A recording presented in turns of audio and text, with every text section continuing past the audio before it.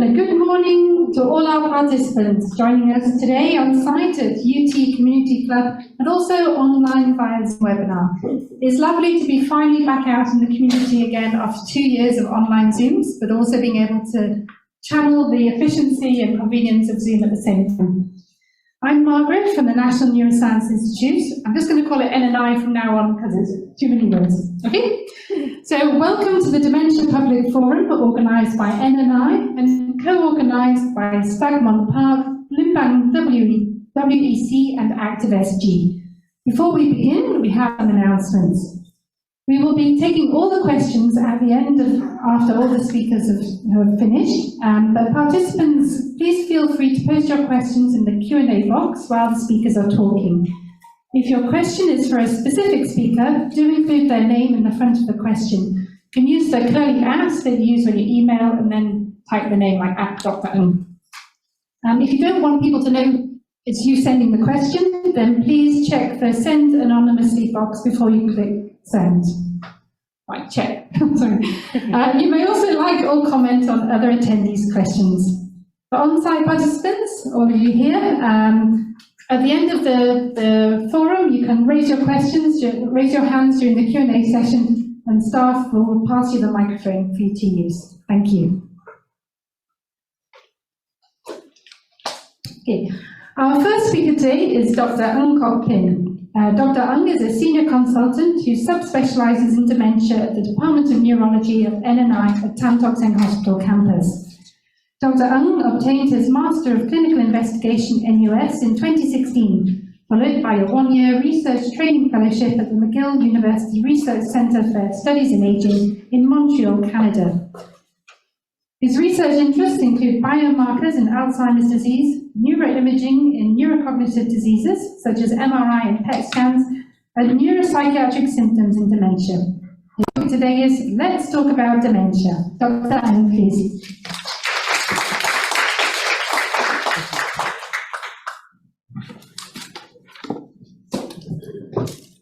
Thanks, Margaret, for the kind invitation and for the kind introduction. And a very good morning to everybody, audience from UT-CC, and of course to all the audience who's attending via Zoom this morning. A very big thank you to the NNI team and of course the co-organizers for inviting me. So it's my great pleasure to share about let's talk about dementia. So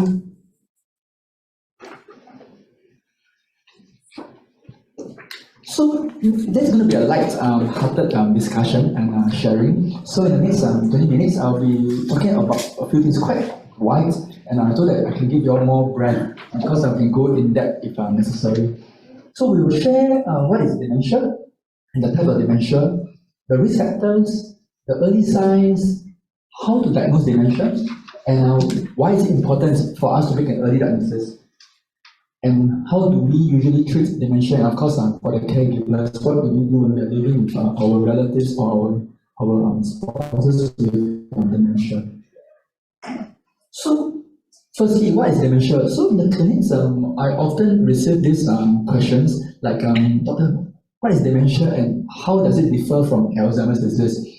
So, dementia is essentially a general term for loss of memory, language, problem solving, and other thinking abilities. An impairment in cognition, and this decline in thinking skills are severe enough to interfere with our daily life and our independent function. And this decline in cognition may also include behavioral impairments, feelings, and relationships. So, while this is a general term of dementia, there are actually different types, different causes of dementia. So when we talk about Alzheimer's, it is one of the most common causes of dementia. So that's how we really distinguish them.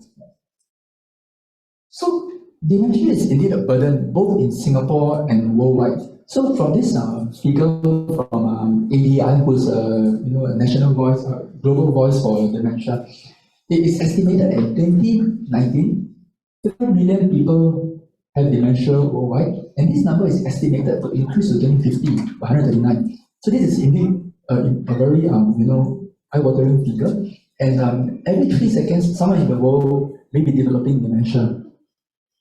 So what about Singapore? In 2015, where there's a study that's been published, essentially 1 in 10 people aged 60 and above is estimated to have dementia. And this translates to almost 82,000 in 2018, and this number is expected to exceed 100,000 in a few years' time. So like I mentioned earlier on, dementia is this umbrella term for loss of memory or other thinking abilities severe enough to interfere with our daily life. And the causes include Alzheimer's, Lewy body dementia or Parkinson's-related dementia, vascular, and frontotemporal dementia. But it's important to also note that a patient may often have more than one type of dementia. So, for example, we commonly see patients who likely has clinical diagnosed Alzheimer's and also with vascular dementia. Therefore, it is often challenging for us to have a one-size-fits-all treatment for all patients. So let's zoom a bit in depth into the few subtypes. Alzheimer's is the most common type of dementia that I mentioned and most familiar to most of us here. It is characterized by memory loss that disrupts our daily life, confusion with time and place, difficulty completing familiar tasks at home, at work, or at leisure.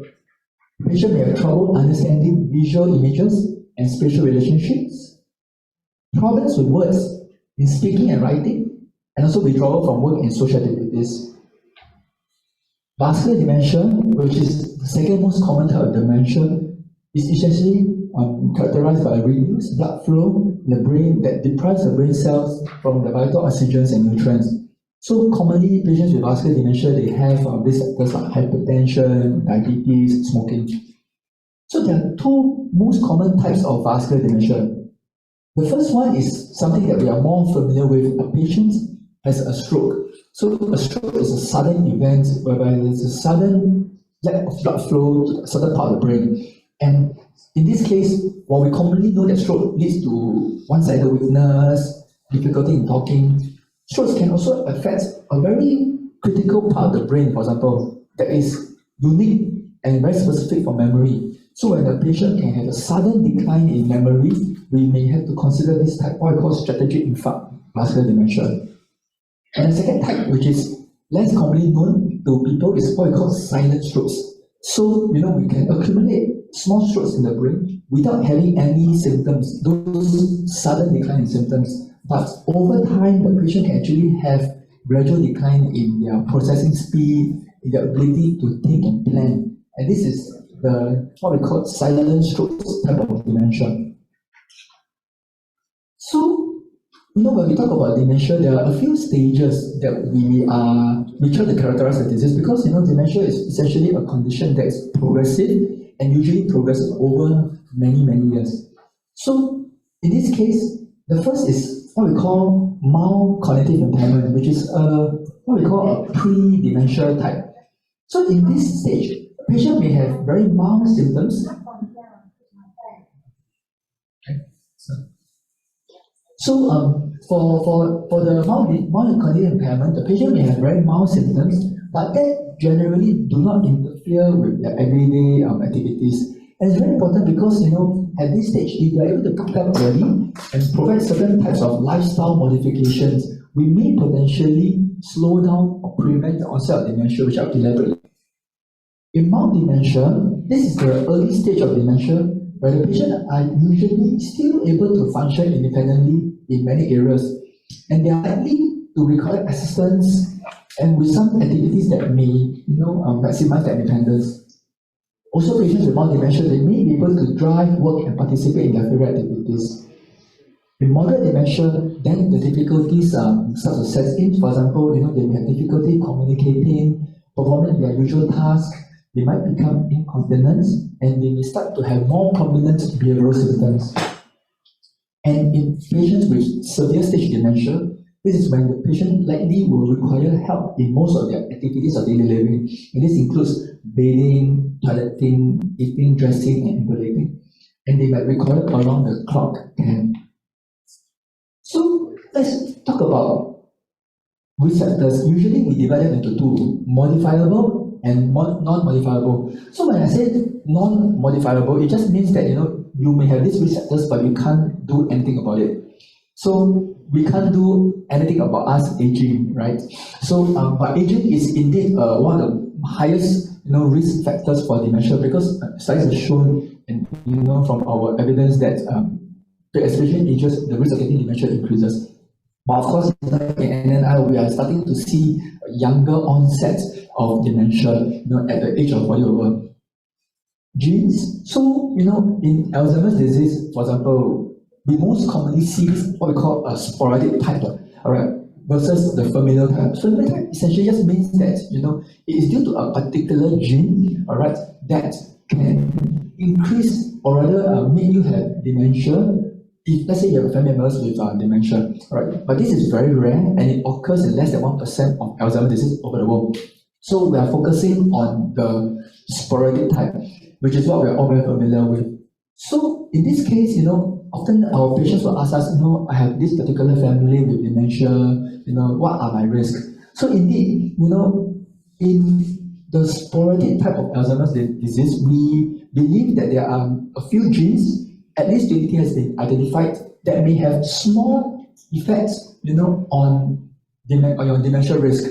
And different people will have a different, weightage of these genes in what we call polygenic. So essentially, to translate it to our understanding, if we have one first-degree relative, our risk of having dementia may be increased slightly, and when you have two, first-degree family members, your risk can increase furthermore. It does not necessarily mean that you definitely will have dementia, and the effects of the number of family members differs among people because there are other receptors. Gender. So studies are also showing that perhaps female may have a higher risk of dementia, but of course the reason behind it, this is just what we call associations. We just notice it, we observe this, and the reason behind it is still being studied. So this is, I think, more important for everybody. So again, this is a very nice figure from Alzheimer's International. There are 12 dementia risk factors that we must take note of, because accumulatively, if we can improve our risk of all these risk factors, we might be able to decrease our dementia risk. So for example, physical activity. It is advised that we stay physically active, physically healthy, all right? Smoking. So smoking risk, excessive alcohol consumption, air pollution, head injury. So all these knocks and bumps, of course not the light knock, but the significant ones can increase your risk. Infrequent social contacts. So I'm very glad that all of you are here to join us to learn. And less education at your younger, less education attainments. Obesity, especially midlife obesity and above. Hypertension, diabetes, depression, and of course hearing impairment. So these are some of the risk factors that we should take note of, and there are accumulated studies suggesting that if we can control these risk factors, we might be able to prevent or delay dementia up to 40%. So let's move on to the 10 warning signs. All right. So essentially, the first one is memory loss that is significant enough to disrupt your daily life. For example, you forgetting recently learned information, important dates and events, asking the same question, right, and perhaps the need to use memory aids. And this is different from a typical age-related change. For example, sometimes you forget the appointments or the name of a certain people, but after a while you can remember them. So of course, some challenges in planning and solving problems, like the ability to develop and follow a plan of work numbers, or for homemakers, unable to follow a familiar recipe, taking a longer time than they did before to do certain things that they're very familiar with. So this is different from the typical age-related change, like making occasional errors when managing finances or managing household bills. The third one is difficulty completing familiar tasks at home, at work, or at leisure. For example, driving to a familiar location or organizing a grocery list. And this is a bit different from the typical age-related change. For example, you might need help to use certain new electrical appliances at home, or Maybe once in a while you forget one or two items from a very long grocery list. Of course, then that's a bit different. Confusion with dates, with time and place. But for example, they might not be able to understand what's happening, or may forget where they are, how to go to a certain place. And this is a bit different from getting confused with the day of the week, but able to figure out later. Like for example, sometimes we're so engrossed with our work, right, that we kind of forget which day it is, but you're able to figure out later. Trouble understanding visual images and spatial relationship. For example, the difficulty with balancing trouble reading, or difficulty in judging distance, or the color and contrast, and it really affects your driving abilities. Right? And this is different from visual change due to cataracts, for example. Problems with words in speaking and writing. So trouble following a conversation, may stop in the middle of a conversation, think of a particular word, struggle with vocabulary, naming of familiar objects. And this is different from, sometimes, when you're talking, you're trying to find a particular word that is not frequently used. All right, this is a bit different. Misplacing things and losing the ability to retrace the steps. Like, you lose things and you try, go back, but you still couldn't find it. Right? And it might even come to a point where you might accuse someone of stealing, right, as the disease progresses. And it's different from sometimes, when we are a bit busy, we misplace our pen, our key, for example, right? But we are able to retrace the steps. And of course, the things that you lose is also very important, right? Because usually something that is more important to us, we take more notice, versus something like a pen that we're not so, we might use it, and the significance of the thing that you lose is also may play an important role in deciding whether it's important or not. Decreased and poor judgment. For example, when dealing with money, paying less attention to your self-care, for example. And this is different from a typical age-related change, like making a mistake once in a while.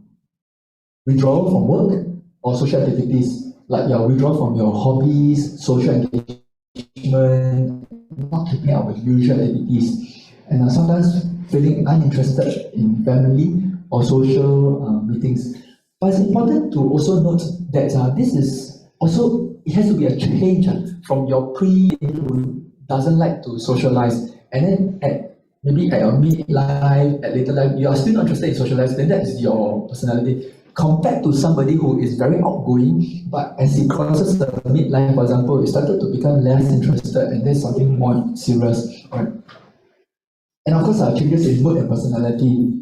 Confused, suspicious, depressed, fearful, anxious, for example, easily upset and agitated. And this is different from having a usual way of doing things, becoming irritable when the routine is disrupted. So I think all these warning signs are important, but it's also important to know that how often is it occurring? Is it once in a while, or is it progressive? And if it's progressive, it's gradually getting worse. And if you notice any of these signs, it might be important to seek a medical consult and then to find out more, right? So moving forward, how do we diagnose dementia? We will see the patient in the clinic, provide consultation to understand the symptoms, how they occur, do some memory testing, and also, if necessary, we might do some investigations to support our findings, right? So, why is it important to have a timely diagnosis? And this is important because you can gain access to information and resources which can provide support for yourself and people close to you. How you can maximize your quality of life while having these symptoms, having the support of the available medications and non-medication related treatments, and of course planning for the future, such as lasting power of attorney, and most importantly, how we can explain to your family and your colleagues to understand the symptoms that you're experiencing, and of course they can be a bit more accommodative so that you are still able to function with certain kind of understanding from your family members and your employers. Treatment, we have medication that can help to slow down the decline, and I think it is exciting to share that as we do more research, we are hopeful of finding a medication that can either stop the disease or prevent further progression, and hopefully we can have such a medicine very soon. And of course, the importance in managing your risk factors like hypertension, diabetes, medication to control behavioral symptoms like hallucination, agitation, depression. Lifestyle changes I mentioned earlier on, very important to watch the 4 things.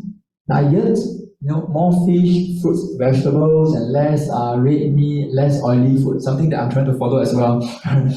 exercise regularly. So I'm glad to say that I'm exercising more now because my body is doing track. I think we should try to exercise as much as possible. It doesn't mean going for a marathon, but I think even the daily morning walking is very good. All right. Of course, watch your risk factors, blood pressure, diabetes, cholesterol, and number 4 will be more social interaction, more cognitive stimulation. All right.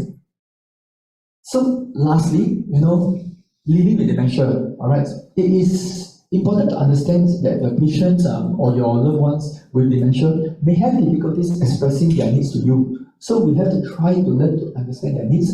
Importantly, provide them with as much dignity and independence as possible while you provide supervision at the sidelines.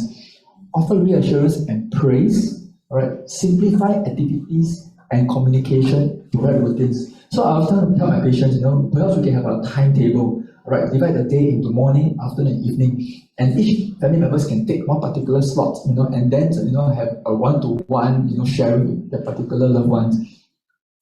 Do not expect the patient to remember because he also didn't do it purposely. All right, it's really part of the disease, so we need to understand that and try to identify the triggers for behavioral symptoms, and then try to avoid them. Be flexible and do not argue with the person with dementia. Daily exercise. Maintain social activities, ensure that the environment is safe and secure, and of course, simplify and create a calm, quiet environment. So with that, I'd like to thank everybody for our kind attention, and we're so thankful. Thank you.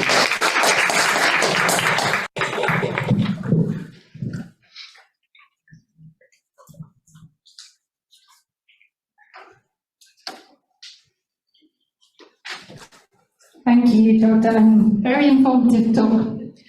So our next speaker today is Ms. Esther Vanessa Chua. Esther is a nurse clinician, advanced practice nurse from the National Neuroscience Institute with special interest in dementia care. She spent most of her career in caring for her patients with dementia and their caregivers. In her 15 years with the team, Esther has contributed and spearheaded projects and initiatives benefiting patients and their caregivers. Today, she'll be sharing with you tips and tricks in caring for persons with dementia.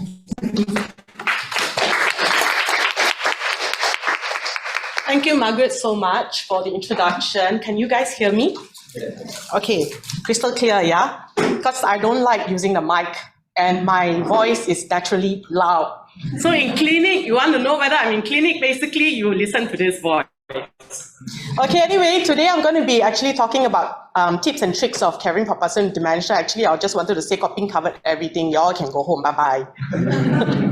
But it's okay. I'm going to go in depth a little bit more, basically, to let you know what are some of the things to take care of, what are some of the things to hear about, listen out, keep our eyes out, basically, and what are some of the things, basically, that you can dive deeper, basically, to better take care of persons with dementia. And most importantly, if you are already caregivers for caring for a person with dementia in itself, how to take care of yourself.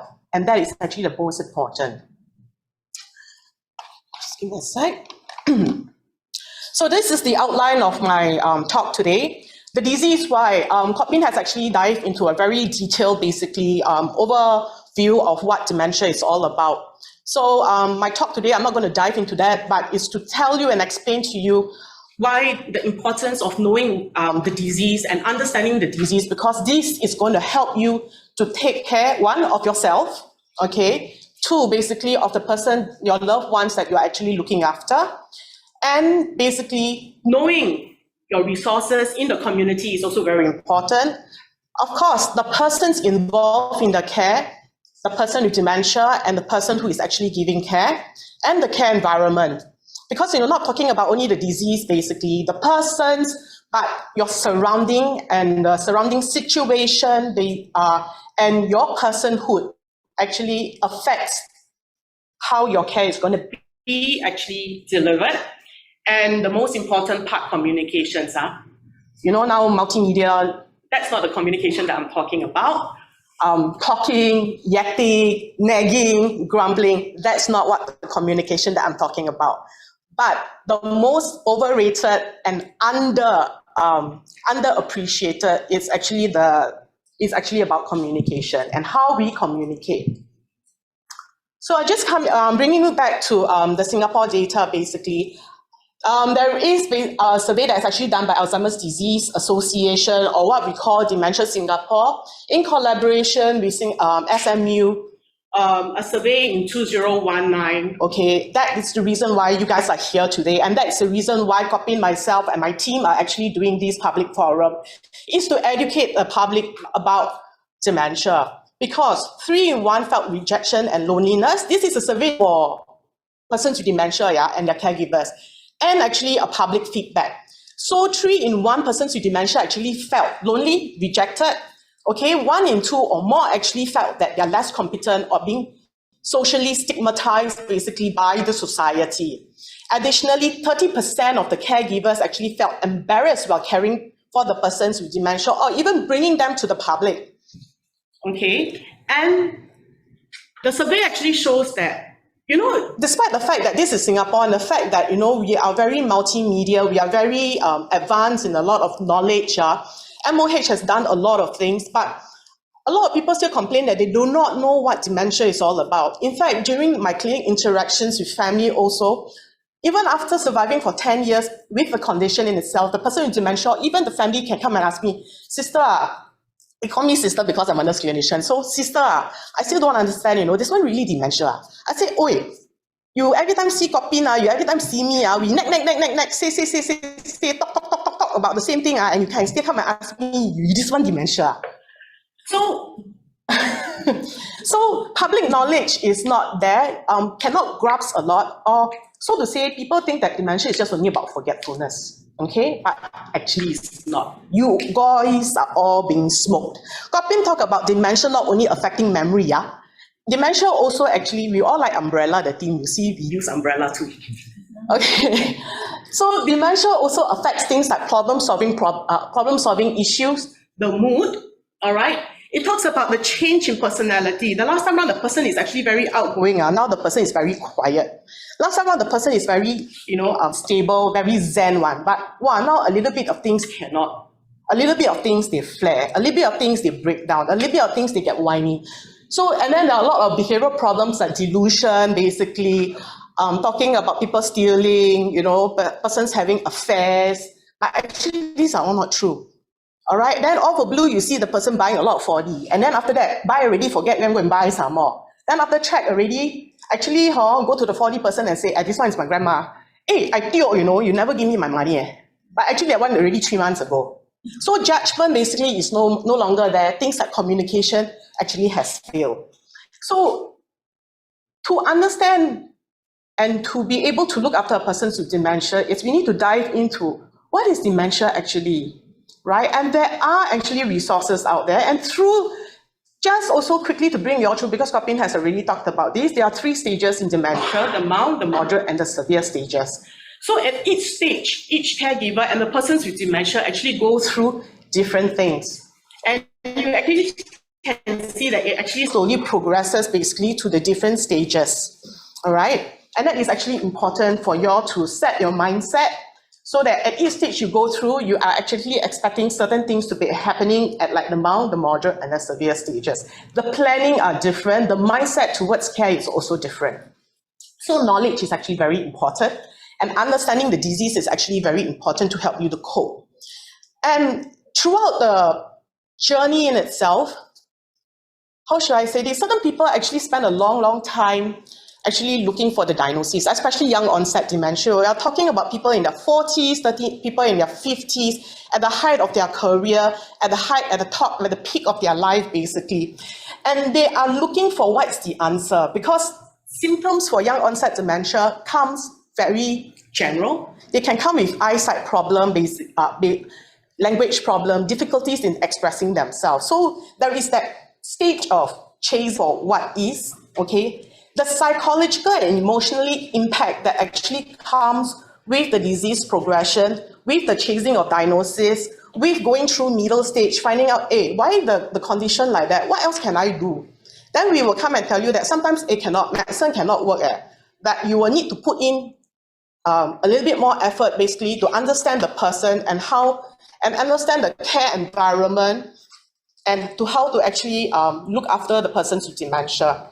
Okay, after the diagnosis, it comes acceptance of the diagnosis. That is where you see That is where the stress is actually.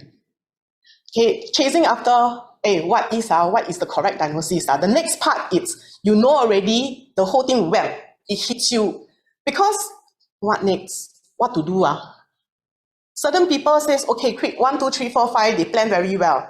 I do this, do this, do this, do this, do this. You ask, okay, what medicine can work? This one can work, that one can work. Do we do Mediterranean diet? Oh, they say coconut oil can work. Oh, they say ginkgo biloba can work. So there is that up and down in terms of our emotions, okay? Because some of us see changes in the personality because of the disease in itself. The acceptance is not there. Sister, you're telling me this kind of simple thing he cannot do anymore? I say, yeah, it's only going to get worse. That one dementia, man? I thought dementia only forgetfulness. But actually, dementia is not just about forgetfulness, because the network, just think that your brain is actually a massive network of wires, basically. If the wires are not speaking, the network is not working, and it's not channeling the message to where it's supposed to go, to the part of the body, and the body doesn't get the message. Message gets broken down, a lot of other functions gets affected. So simple things like judgment, paying correct bill, excessive buying of things, but the person was never like that. It's because of all these messages that doesn't go through. Then that because of the close relationship that we have with our loved ones, we have this thing called pre-death grief. What I call it, the long goodbye.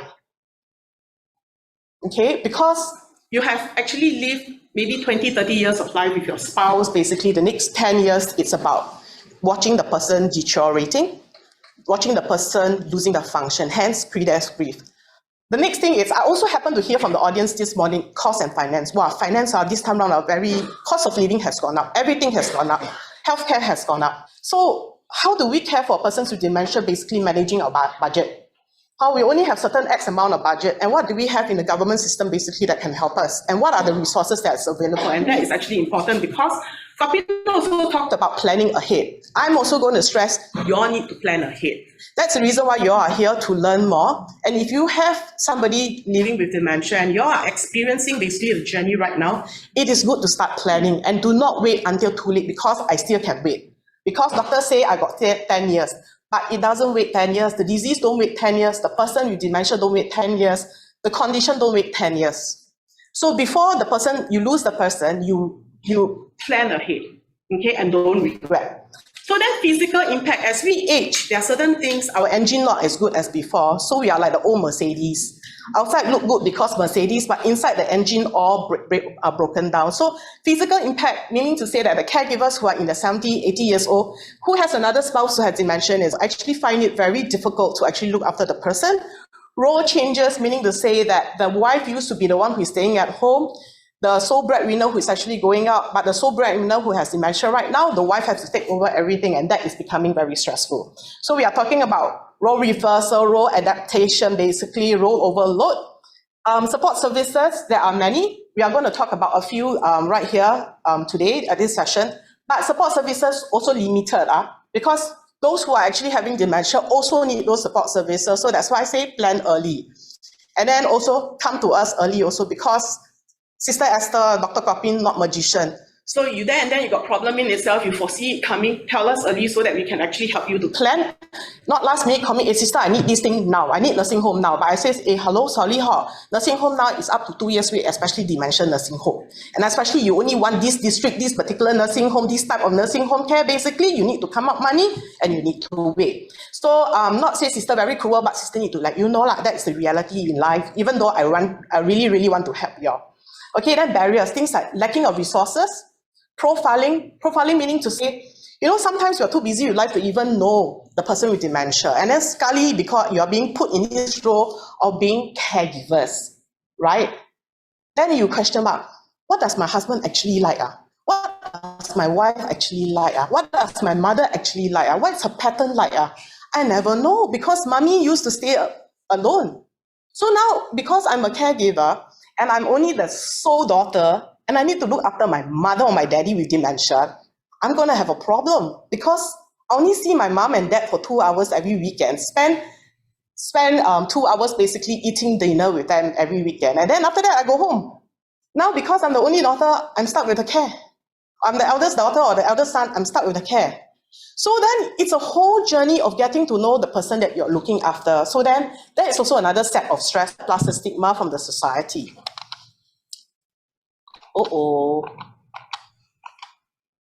Okay, this is actually a very busy slide, but it's actually telling you about the confounders that I was talking about. So if you actually are starting to look after your loved one at the age of 70 plus, your age is against you. Physically, you've got your own aches and pain and your own medical conditions, basically. Support resources may be lacking, like I was telling you already. Yes, we have, Singapore, we are very blessed. Okay, a lot of us are very, very blessed. Overseas in itself, you can take up to months and years basically waiting for a community resources or even subsidies or government funding. In Singapore, we have the basic and we are covered nicely, but we still need to plan ahead. So because X number of resources, the demand is actually getting bigger. So we do actually need to plan. Also, this is what I call confounders, what I call limitation. Then, the persons with dementia. So we are looking at the three steps of changes, right? At first, still can function, then come moderate. You will see that there's a bit of a behavioral problem, all right? Changes in behavior, disease progresses along the way. Then we find that some of them have difficulty in doing or there's increase in fall. So their their physical needs, basically, according to the dementia, changes along the way. And that is also a limitation also. So as much as help you plan, at the back of your mind, your plan is a blueprint only, which means to say, okay, if this one happened, this is what actions that I take. But be flexible to know that, because these are what we call confounders. So we are limited by certain things, and if these steps happen in itself, be flexible to actually change also along the way. So the next person that I'm going to be talking about is, we are going to focus on the persons right now. So this is just actually explain that caring for persons with dementia is not easy. Your finances is at stakes, basically. Your physical well-being is at stake. So your emotional well-being is also at stake. So this is also a very common thing that I hear, and I think also some of you all can identify with this. Why? If the person that I look after is like that, I do not know who died first. I think I will die first. I will go first before the person. So yes, it is actually very true. The aches and the pains and the amount of care that comes with it, basically, it is actually very high.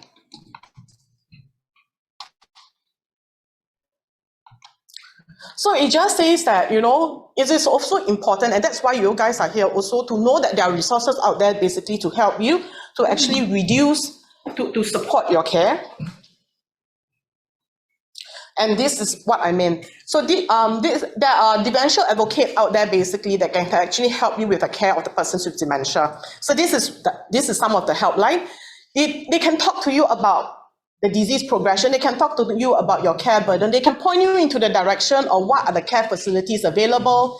Is it time for dementia nursing home? Is it time basically to do dementia daycare? What are some of the home medical home help that is actually out there when the person is actually going through the severe stage of dementia?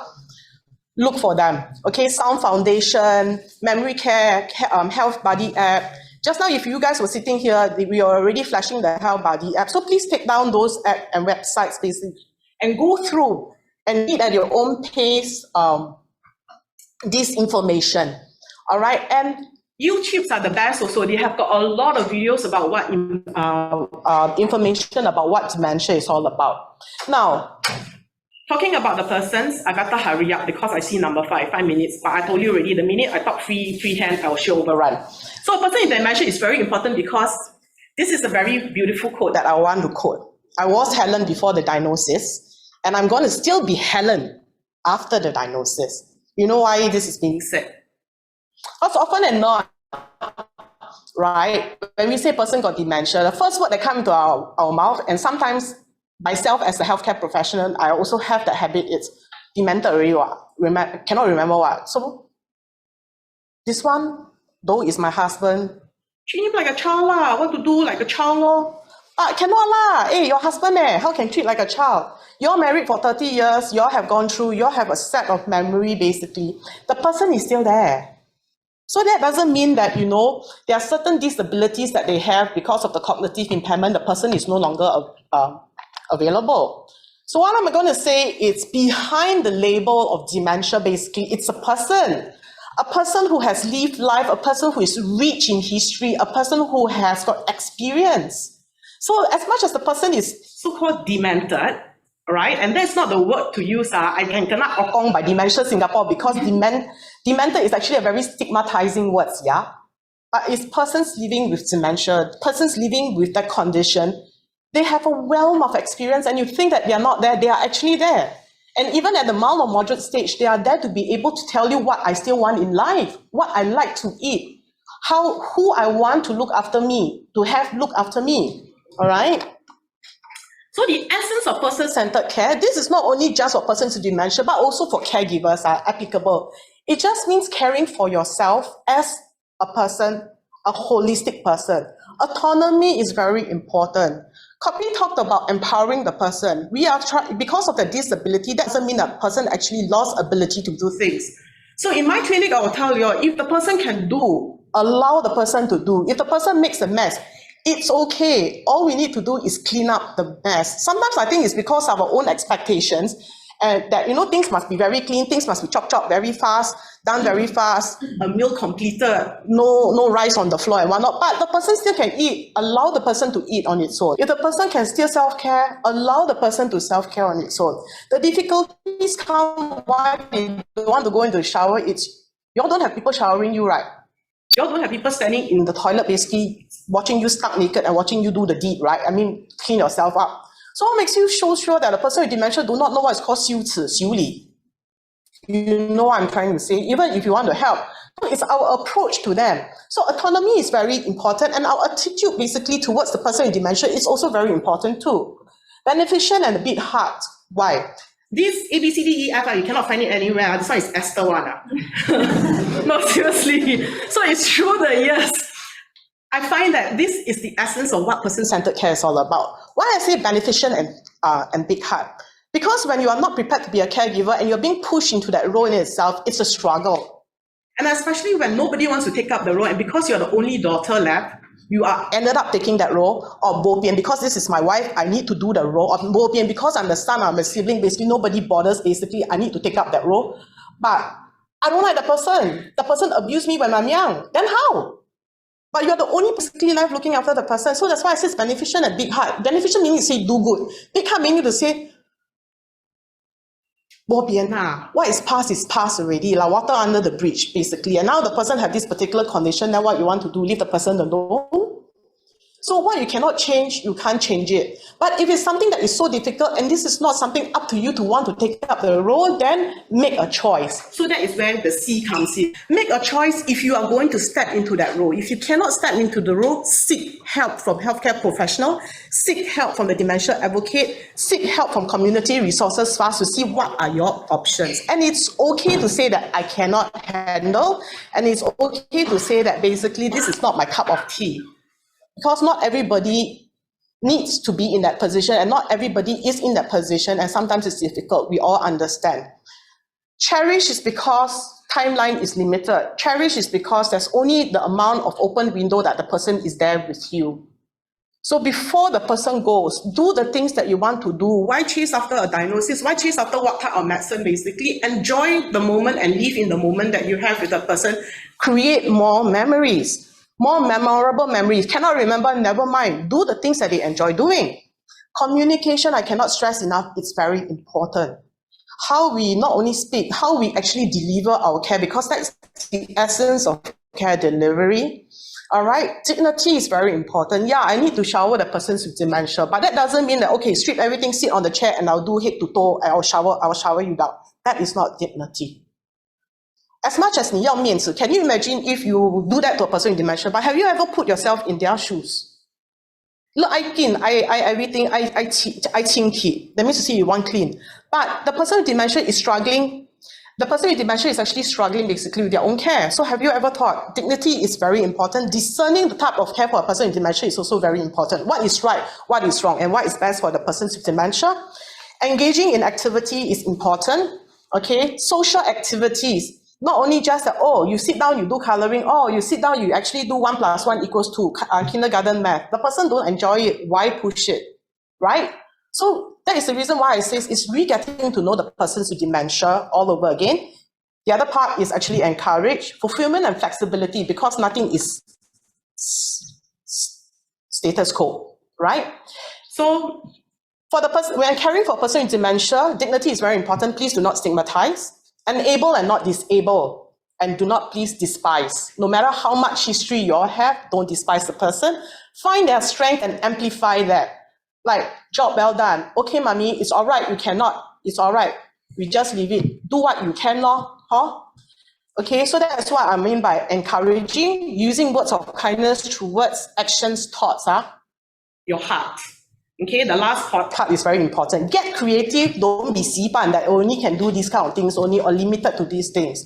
Certain things cannot do it this way, then do it another way, or even break down basically the activities. So coming to the persons, so some days you cannot, there won't be a song in your heart, sing anyway, and be kind to yourself and don't take on the guilt, just do the best that you can. Okay, that is also my motto. Can do, do. Cannot do, then never mind. Outsource. Cannot, then come and look for a sister or all right, so just recapping, it is actually very huge impact with adverse. It will affect the well-being of caregivers, basically if undergoing a lot of stress. Tips and tricks: manage your own expectations, because there are certain things that you have in your mind what you want to do. But the thing is, it's not only just about yourself, but it's also about the persons with dementia and the care environment. Remember the confounding factors, the circle thing that I showed you. And then the 5 C's. This one also Sister Esther's one. Compassion. Compassion not only for a person with dementia, yeah? It's different from pity. And, you know, it's different from pity, yeah? Compassion is just being able to put yourself in the person's, this is pity, shoes. And also compassion for yourself. Know your limitations and how much you can do. And then persons with dementia, right? The caring. Caring for persons with dementia, basically, you also need to, care means your self-care. Your self-care for yourself as a person with dementia, you need to take a break, you take a break, breathe deep basically. And then the choices basically that you make is very important, communication, and please tap into your community resources. I see the time up keep flashing, sorry, but still got a lot of things to talk. And then this is also another tip and trick that you can do, use traffic light. Anything cannot remember, every time use traffic light. Green basically means everything status quo, all is good. Amber, that means to say the heat is rising already, meaning to say that, you know, got problem. And then the problem is getting more and more frequent. But also don't wait until you go red. Meaning to say that it's an emergency call already. Red, that means to say it's frequently happening, it's causing so much stress, it's disrupting the family, it's disrupting yourself, you cannot sleep, and then there's already aches and pain, that frustration in taking care of persons with dementia.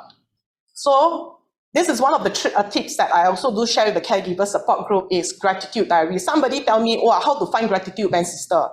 But you breathing and living, that is gratitude. 那个已经是感恩了, the fact that you can wake up and open your eyes every day, you're breathing and you're living, that is one small thing of gratitude. So practice gratitude. Cannot do 3, do 1 first. And then after that, basically, you start and see whether you can add more into the list. And if you can write a whole essay, write an essay, because that will help you to balance yourself off. So very quickly, basically, care environment is very important. I've already talked about, you know, finding the resources, understanding the disease, basically, and it's also about finding the balance in life, right? You have to make choices in life, and sometimes the life choices is going to be difficult, especially pertaining to the care of persons with dementia, right? So use your resources basically to actually plan your care, talk to like your healthcare professions, the caregivers advocates at Dementia Singapore, and also bear in mind that at different life stages, you go through different things, different needs in life. Your financial status basically is also very different also. Like if a person with dementia is in the 40s, basically, the needs are actually very different as compared to when you are in 70s, 80s, your needs are actually different too, and the amount of things that you, the amount of finances that you have basically for your care is also not the same. Just a reminder to confounding factors, and the faster you let go, the faster you adjust, the faster you find resources, and the faster you start planning basically, you adjust faster, you adapt faster, you accept the change faster. There are certain things that you just can't change lah, so you pick your fight, okay?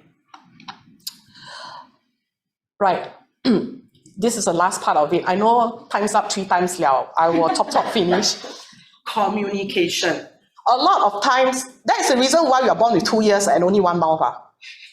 We are born to listen, not to talk. People like me, myself, I love to talk. So most people do not listen with the intent to understand, but they listen with the intent to push their point across and to reply. So this is what everybody know, right? 繁体字叫做听. Right? The old words actually say 1 ear with a king at the bottom, with a 10, which is 10 or maximum, that means it means infinity, right? Eyes to focus, 一条心. Right? This is not about talking. This is about paying full attention basically to your care environment, to the person that you're looking after, and also to yourself. You think what you need. You think and observe the environment and be aware of your environment, because the environment and the situation and the care environment is talking to you. Message is being sent. So message is not only just about words. Message is about things that is going around you, situation that is actually happening, you yourself, your own needs, all right? And how the person with dementia works. Hard of hearing, never mind, but body language still speaks. And most often than not, communication takes up 70 to 80% of the body language, okay? So listen effectively. Put your ears, your soul, your mind, and your heart basically in communicating. And that is the most essence basically of dementia care. So in summary, finally, knowledge is key. So please go and find out, read up, talk to people about what dementia is and what your needs are, and there are available resources as around. But also read intelligently, because there are certain reports and there's certain information out there it's not true. So please clarify with your dementia advocate, clarify with your doctors. And also know that, most importantly, there's no quick fixes. There's no right or wrong answers. Whatever works for the family, whatever works for a person with dementia and yourself as a caregiver. And it's all in doing the best that we can. Cannot remember anything? Just remember this. Okay? With that, I end my talk, and then we will take questions thereafter. Sorry for overrunning, actually. Thank you very much, Esther, for that talk. I think it was a wake-up call for quite a lot of us on the actual realities of caring for somebody with dementia. So we're going to take a short break now, just to have a bit of a stretch and things. Please be back by 10:30 when the next session will start. Thank you.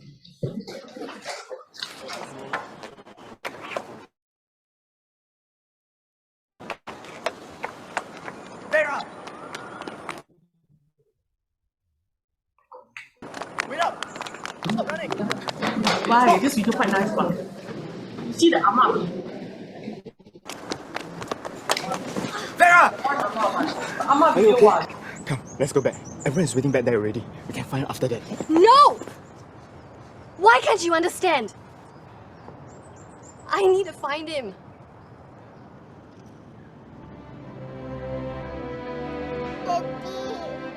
What happened? Okay. Come. Slowly. Okay. So go back. Go forward. You try again. Okay. One more time.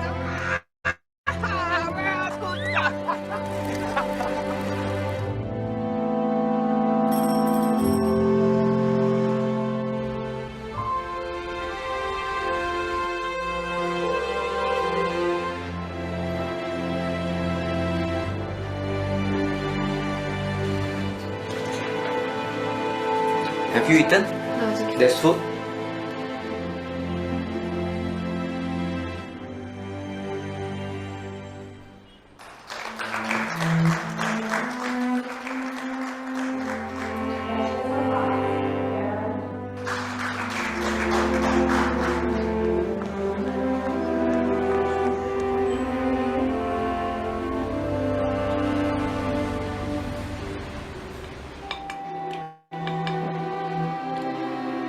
Pa, you're coming for the wedding, right?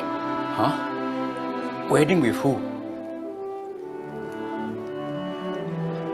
Your favorite.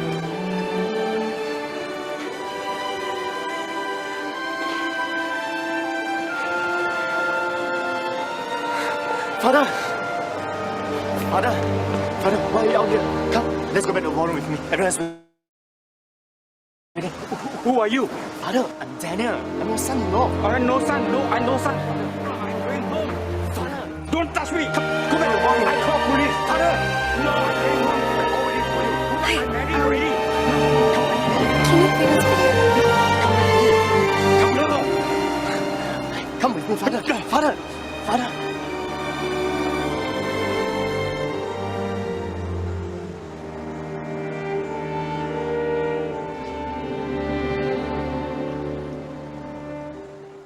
Tell us who's first. 1, 2, 3, go. I'm here. I'm gonna get you.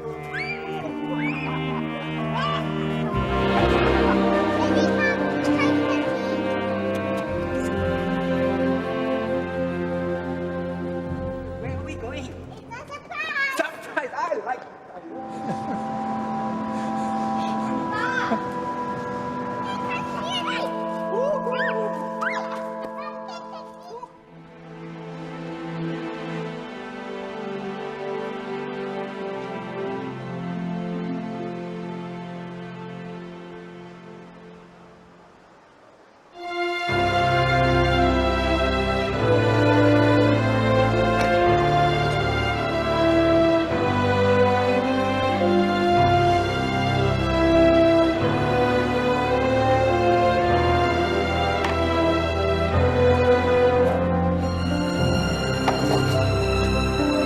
Yes? I want one of them.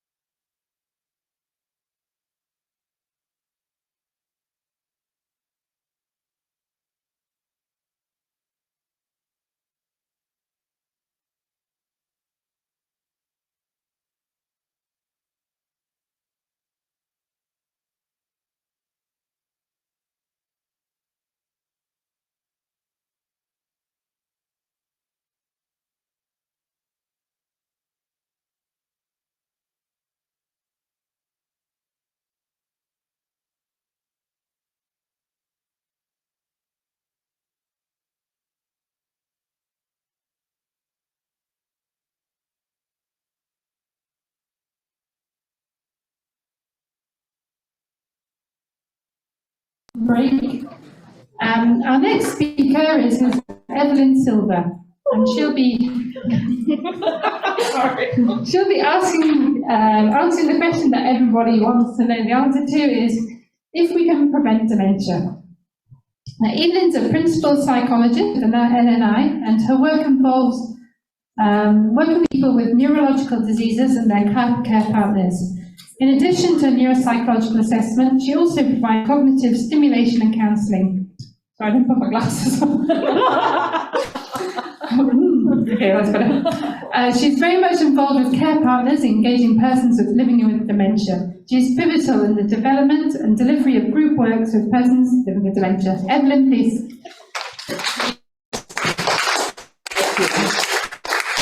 Good morning. Thank you for coming. I'm glad to be here too. Okay. Being a psychologist, I always like to start with a story. So on a beautiful day like today, very cool and nice, a little girl was going on a walk in the park with her grandfather. Sorry. So let's imagine you are in the park, the little girl walking with her grandfather.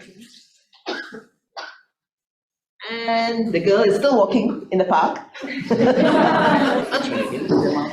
And here it is. No. All right, here we are. Okay, yes. This one? Okay. It's on. Okay. Can't move. Okay. Click. Okay. Use the button. Oh, I did. It worked. It worked. All right. So yes, we are in the park, and still nice, cool day, and there were birds and bees. Of course, in Singapore, we see the bees, we quickly run away. So anyway, it's a beautiful day, cool day, and then as she was just stretching her hands, feeling the coolness while walking with the grandfather, a little butterfly landed on her hand, and she gently closes it. And she continues with the walk with the grandfather. And midway, she turns around and she asks her grandfather, "Is it still alive?" And the grandfather turns around and looks at her. "It's in your hands. So thank you for being here, because this is in your hands." Yeah? So can I prevent dementia? So let's look at it. To know how and what we can do about it, we need to know what we are tackling against, right? So you need to know what are we up against. So let's look. So like earlier, Dr. Ng Kok Ping has presented, and so has Esther presented, dementia is an umbrella term. Umbrella term with all the symptoms that you have seen about can't think, memory problems. It's just like what some people will say about flu. You know, you flu, you got headache, you got fever, you got all the chills, a big umbrella term. So dementia is just like that, an umbrella term with all the symptoms, yeah? So let me put on my glasses because I can't see very well. Okay, that's not a symptom, I hope. Okay, okay. So it's an umbrella term to group the various conditions, and sorry, some things are moving fast. Okay, here. Okay. This is a technology interface, huh? So don't blame it on dementia. Mouse, yes. Okay. Okay, this is young and old, okay? So like I say, so like again, I repeat, like what Dr. Ng Kok Ping and Esther has said, it's an umbrella term with all the symptoms of thinking, memory, might be language. Sometimes they also can't walk properly, but so it's a lowering of this ability from what you normally would do. What your routine level of functioning, it's a lowering of that, okay? Sometimes it's lowering until it stops, okay? And then you need the help. So it's as you know by now, it's a disease of the brain and affects billions of people around the world. And there's intense research on the cure for this disease. Okay, so let's look at the next slide. Okay. Oh, sorry. And, okay, learning. I'm still learning. Oh, he thinks I don't need the mic, I'm quite loud, but okay, let's see. Okay, these are the diseases that cause dementia. Okay, so again, dementia is an umbrella term, and that with all the symptoms, and this are the diseases, some of the diseases that cause dementia. So, which again, Dr. Nkoping has gone through with it, and I've made it all in alphabets: ATD, FTD, B, all the alphabets you can see: HIV, AIDS, CJD, mad cow diseases. So these are diseases that cause dementia. Okay, so dementia is not the disease itself, but these are the diseases that. So why am I telling you this? Because it helps to understand whether we can prevent dementia. Okay, so can we prevent dementia?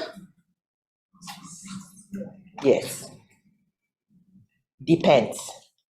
Okay, are they reversible or irreversible?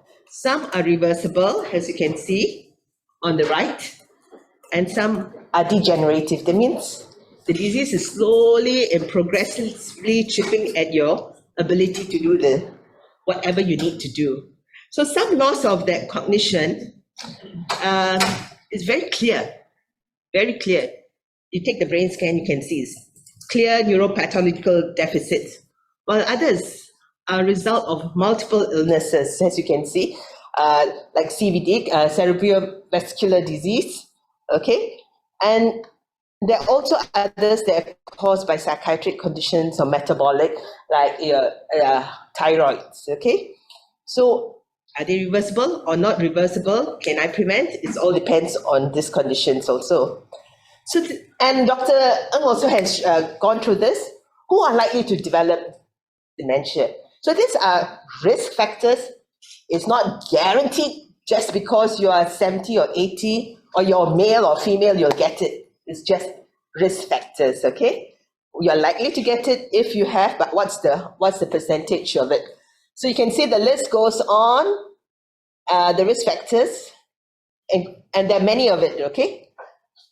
Including geographical location, huh? Some of it, people in some Middle Eastern country, Mediterranean countries, in Greek islands, the dementia rate is very low. Okay, so it's also sometimes the luck of the draw, huh?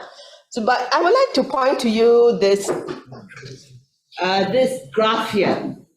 Okay, this graph here, which also Dr. Nkoping has covered. Dr. Nkoping looks like he's covered lots of things, okay, but which is good. Okay, it sets the tone for all of us.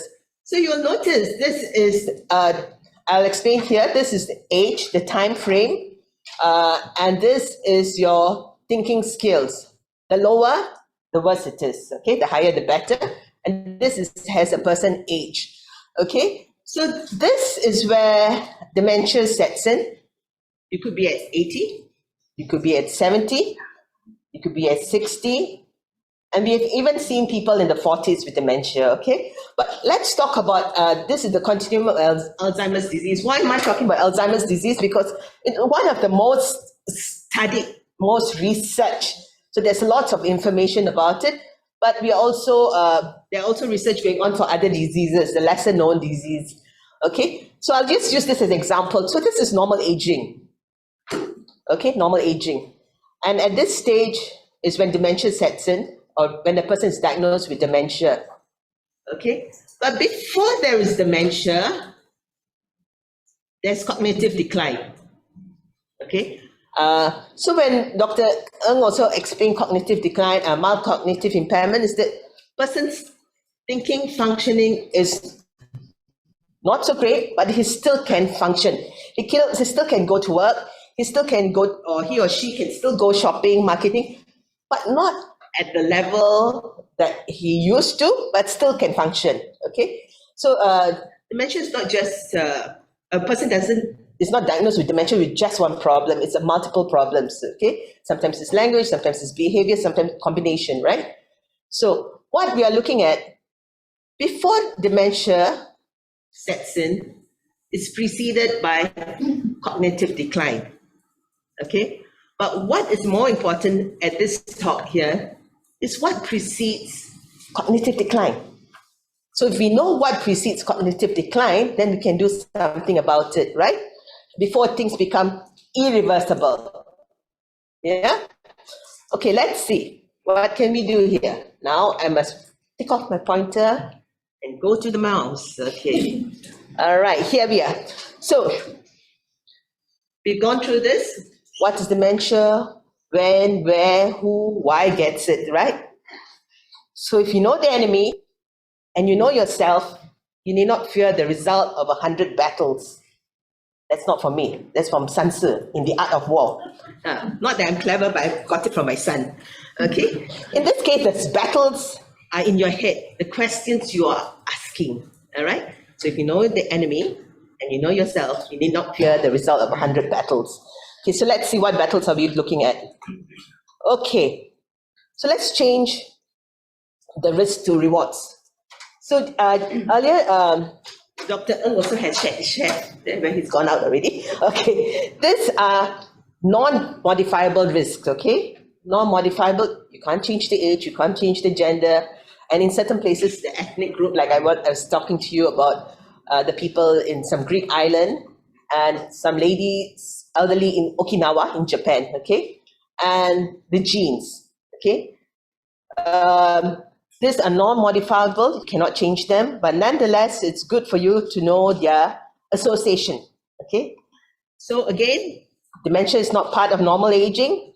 The longer one lives, the higher the development of what we call plaques and tangles that associated with chronic age-related diseases, okay? So, okay, some studies like Dr. Copping has mentioned that they find that women has a tendency to get dementia. Okay, women, please don't get frightened, because in some places when they did their research, the men were already dead. Okay, due to some other reasons already. All right, so that's all the point they have to compare, right? Okay, that's in some studies. That's why Dr. Copping was saying, still studies are going to look at why is it, yeah? All right, so gene is very interesting. Okay, so let's see.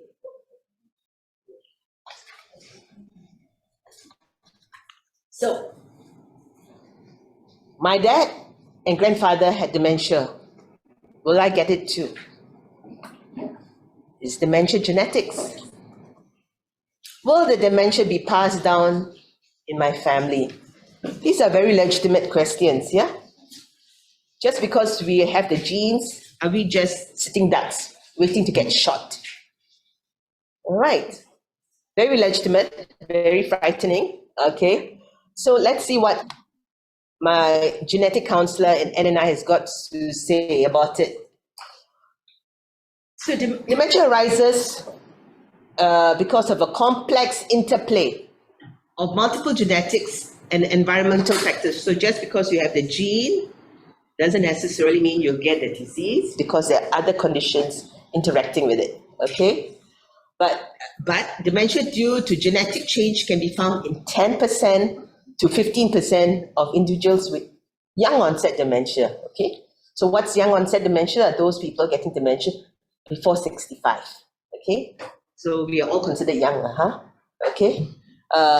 Some of the major genetic changes are in these genes, and then she leaves a line here, a very important line. If you're worried, please speak to a genetic counselor, okay? Because the genetic counselor will look at all the factors involved in your individual life, okay? Whether it's been, they will do a blood test, and then they look at all your medical conditions and your environmental conditions, like she said here, and weigh your risk, okay? And then you can do all the necessary things that you need to do. So that's from our genetic counselor at NNI, Ms. Lavinia Lim. All right, so that's what the genetic counselor has to say. So let's look at what can be done and who is going to help us, okay? So what factors can we influence? Okay, who, when I refer to who, is World Health Organization, okay? World Health Organization from UN, they found that there was this dementia tsunami coming on, pandemic. And so what they did was they gathered all these thought leaders, academics and clinicians, meaning people who actually see dementia patients, and people who do research from multidisciplinary teams like occupational therapists, neurologists, the GPs, the nurses, the psychologists, a whole team, because they want to gather input from everyone, because it's a very important and very important topic to tackle, okay? Because it affects millions, and not only affects millions, it also financially a burden to economy, because imagine there's a whole lot of the population is demented, who's going to provide all the necessary supplies to us, right?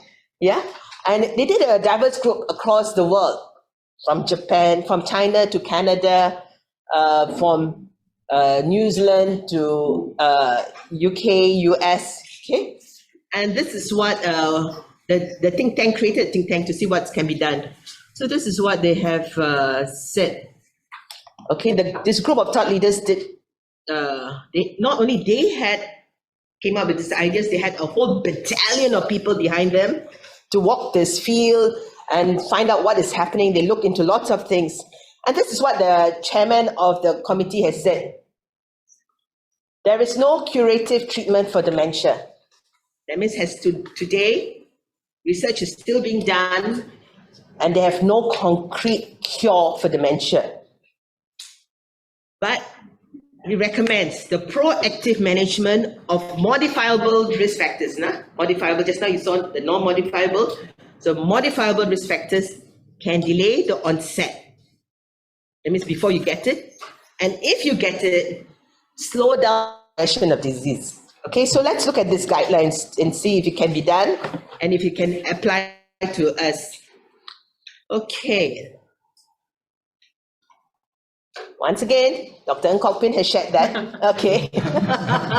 Okay, physical activity interventions. Physical activity, you'll say, get moving. Okay. Tobacco cessation, stop cigarettes. Okay. Stop cigars. Okay. Nicotine addiction is very difficult. So if you need help, go and get help. Then nutritional intervention, alcohol use disorders, and occasional drink. Some might say it's okay, but how occasional is occasional? Every 2 hours or not? Okay, it's not. Okay, cognitive interventions, do some thinking, exercises. Okay, play chess. Okay, social activity. If you're listening to birds singing, that's a skill. Okay, so there's more. So as you can see, okay, weight management. Then the next three are what I call the triplets. Triplets. Hypertension, diabetes, cholesterol. They all like to have company. One likes company of the other too. Okay, depression. Earlier you saw depression as one of the causes, disease that cause dementia, and management of hearing loss. Why hearing loss? Yeah, because hearing loss, you wouldn't know whether the person has got dementia or not, because it's not hearing. Yeah, and also if they're not hearing, you're not paying attention to them, so you might be mistaken. Okay, so they recommend a routine check of hearing. In Singapore, normally after you get 65, check the eyesight and all that. Okay, so check the hearing too.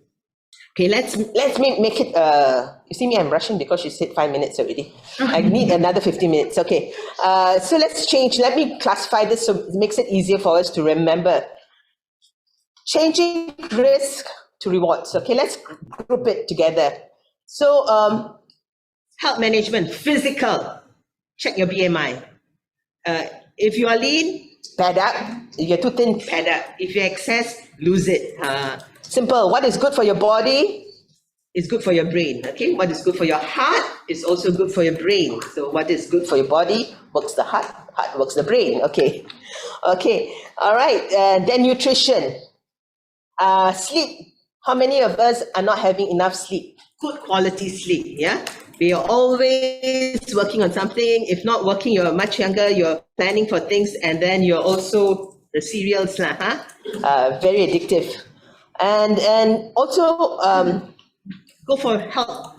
Go for your regular health checkup. And when you go for regular health checkup, please bring all your medications with you, because some of us go to the doctor, one doctor for heart, go to another doctor for our liver, go to another doctor for ONG stuff, and then you might be overloading on medications. Yeah. So go to your regular GP and say, this is my medications. Are you being oversubscribed? Okay.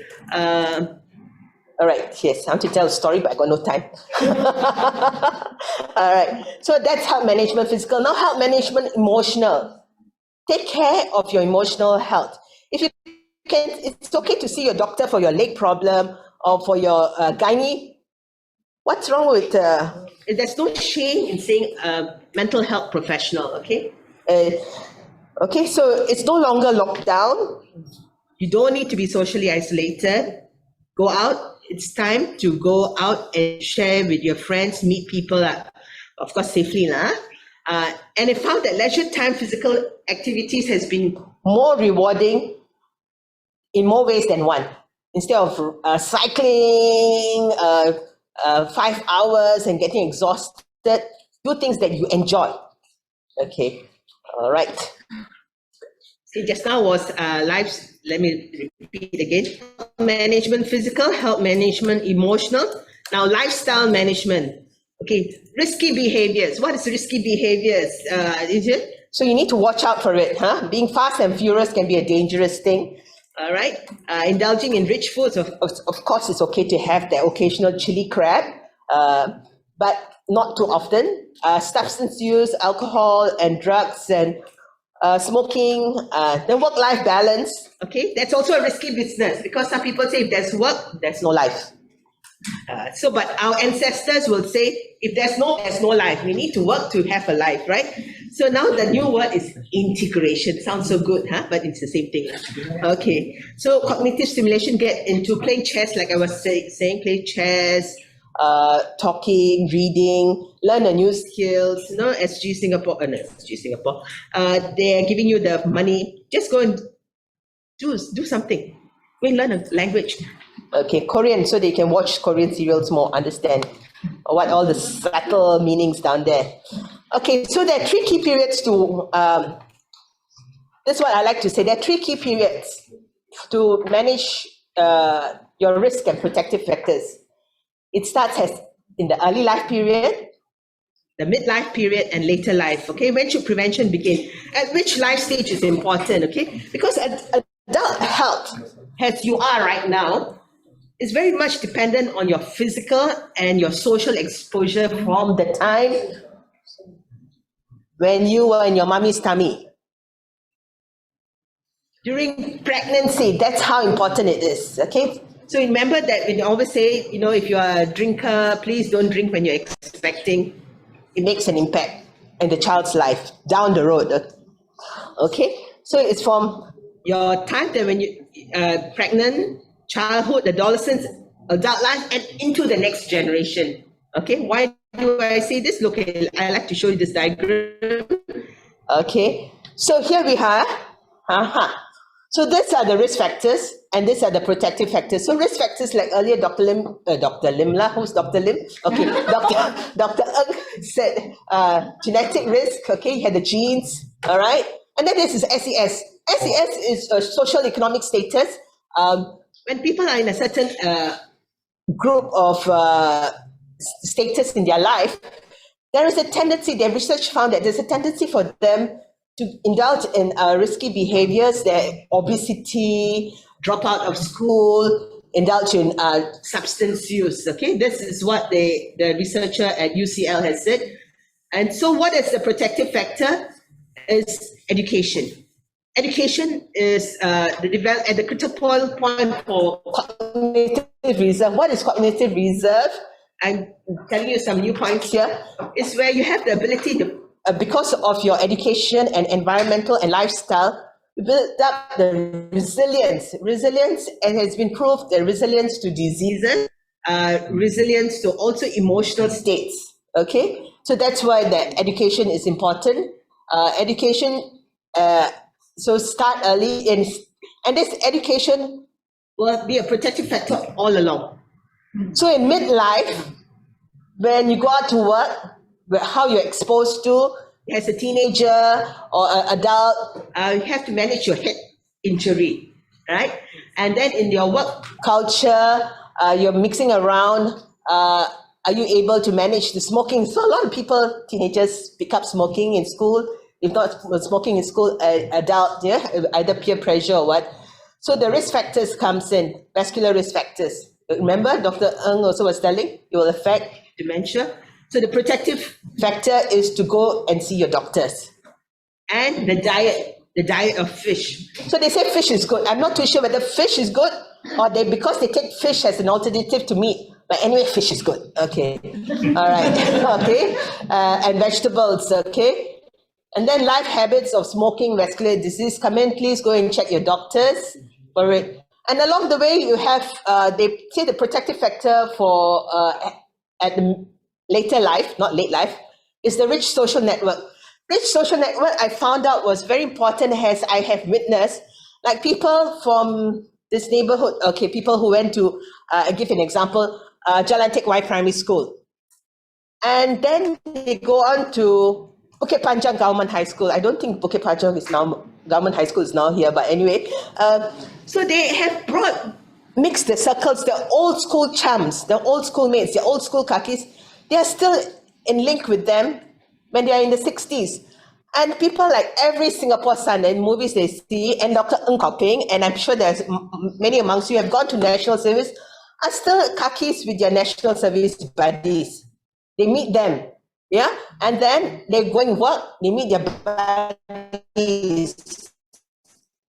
And then as they retire, they are hanging out with neighborhood, yeah? So you're all hoodies like you all in the same neighborhood. So protective factors. Yeah, expected to go and see what's happening. So they support each other. So these are protective factors against these risk factors. Yeah. So so what do we recommend? So what factors can we influence? Early prediction, like what are the risk factors? Early detection, go and see your doctors, go and see them early. Don't wait till dementia. All right. So like what I showed the graph, when you feel that something is not right, better be safe than sorry. Okay. So I believe in this room, all of you all are already practicing this. You all are coming here because you have put this in your hands. Your care is in your hands. Yeah. You're coming to check what's the early prediction, what's early detection, and what's early intervention. So what do? We recommend a life course, preventive process, life course. From the beginning, if you have a child who's expecting, or if you yourself are expecting, take care, okay? Take care of the little child, okay? So we recommend a life course from the cradle to the grave.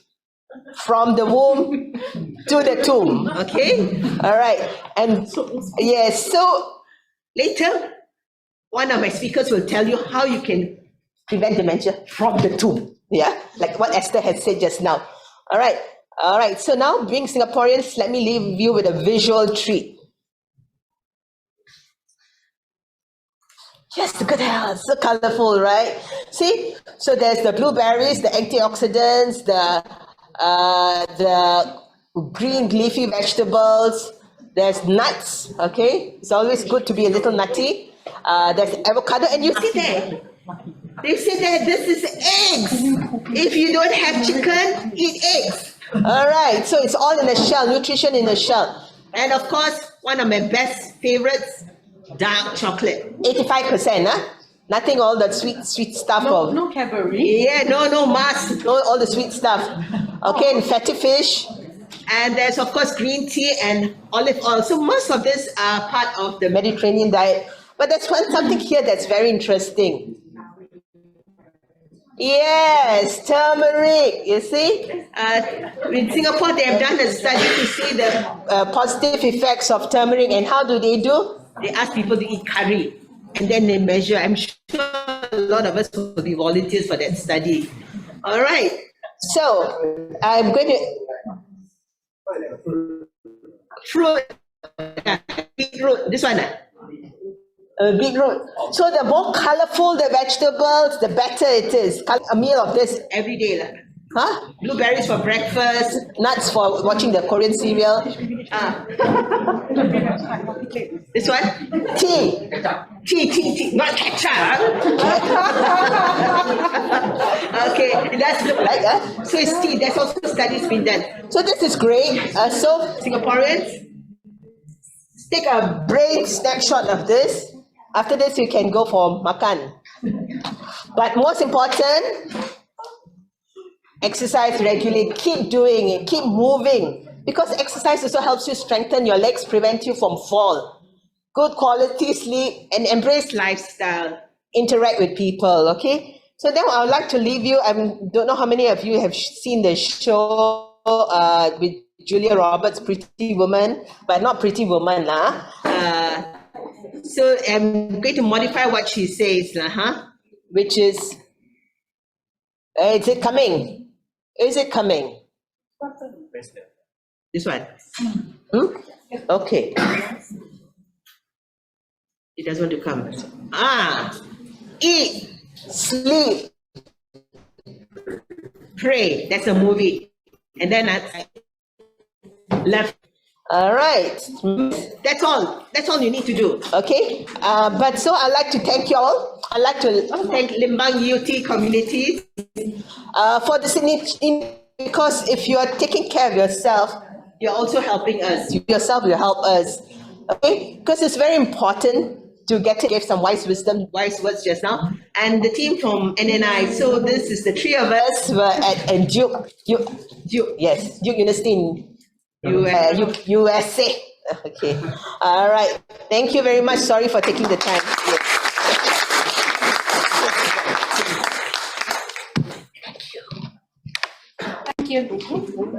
Thank you, Evelyn, for that talk. Now, we've been hearing a lot about how important exercise is, and now we'll have Mr. Simon Tan to speak to us. Mr. Tan graduated with a Bachelor of Arts, majoring in Economics and History from National University of Singapore in 1993. However, he's currently appointed Team Lead of Active Aging Development, Active Masters and the Active SG Sports Singapore. Apart from having more than 19 years of experience in the sports industry, he's also garnered 8 years of experience in the healthcare and biomedical research sector. So Mr. Tan is a member of various national work groups promoting active aging, namely the National Brisk Walking Work Group and National Tai Chi Work Group. And he's currently a member in the Interagency Wellness Task Force. In giving back to the community, he's been an active as a grassroots leader for more than 23 years, and currently holds the appointment as the chairman of Bedok Community Sports Camp. Mr. Tom will be introducing to us the square stepping exercise and how it can help people with dementia. Mr. Tom, over to you.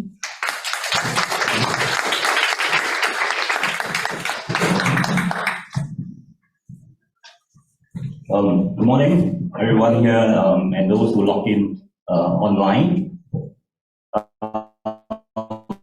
I'm Simon from Sports Singapore Active Masters Division. Okay, I start checking the boxes and quite a number of risk factors there. So I was telling myself should start doing square stepping exercise.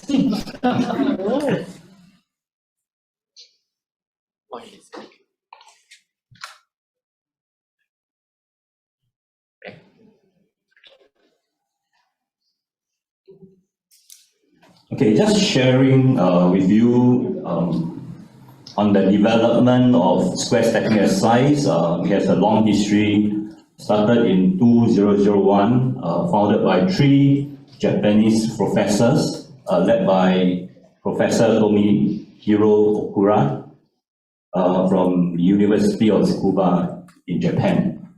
2007, they formed the Institute of Square Stepping Exercise. 2019, we signed an MOU with the Institute to promote square stepping in Singapore. So today, you can find, apart from Japan, we can find square stepping in Korea, in Taiwan, in Hong Kong, and of course now we are trying to promote it in Singapore. Many research have been done on square stepping exercise. I just pull out one of the research. It's a 3-year studies. So done on a group of seniors who practice square stepping exercise regularly in Japan. After a 3-year study, they found that actually the results suggest that doing it regularly improve their physical and cognitive functions. So what is square stepping? Okay, as I mentioned, evidence-based, used on practiced by thousands of elderly, confirming its high efficacy and safety.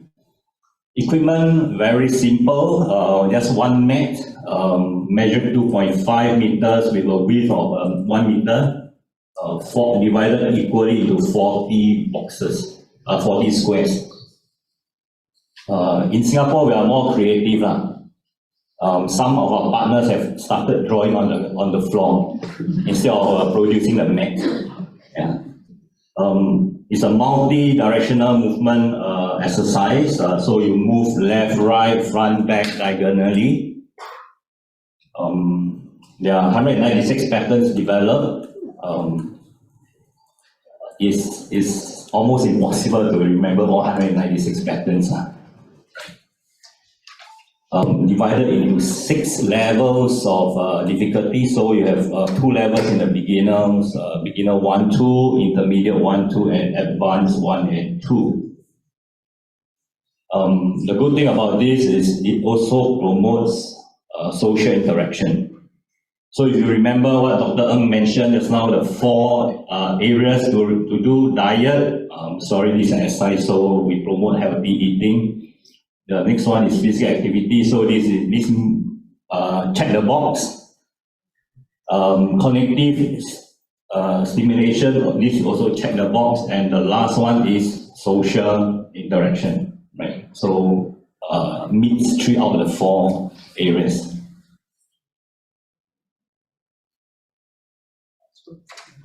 So how do we perform square stepping exercise? Simple, it will be led by the instructor to a group of 5 to 8 per mat. The instructor will usually choose 3 to 4 patterns from the 196 patterns. They will demonstrate to the participants. Right? The participants will observe what the instructor do, memorize it. Not clear, can ask the instructor to repeat again. And then mimic the patterns on the floor, on the mat. So they will do, while the instructors will now observe the participants to make sure that they do the patterns correctly. It's not a competition, so perform the steps slowly, up, depending on your own physical abilities. So we do see in the community that are varying, elderly with varying functional abilities.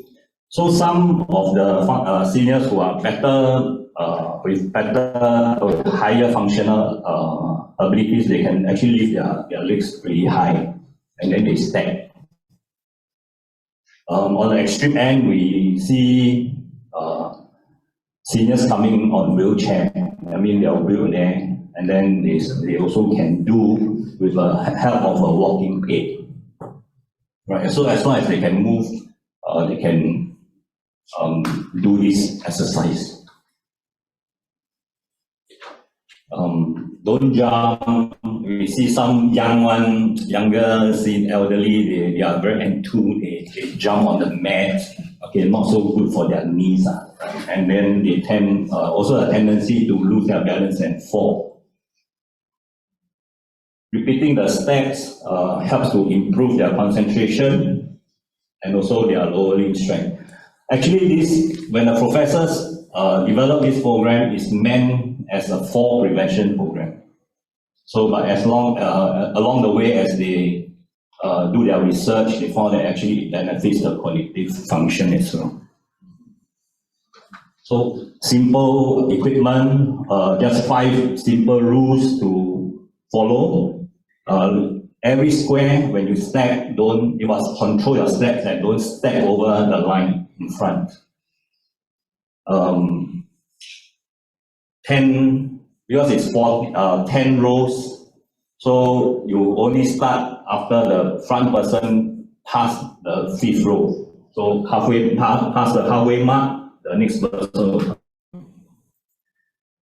Nobody will not make mistake in this. So as you realize that you make a mistake, don't make a U-turn, make adjustment right then, and then continue.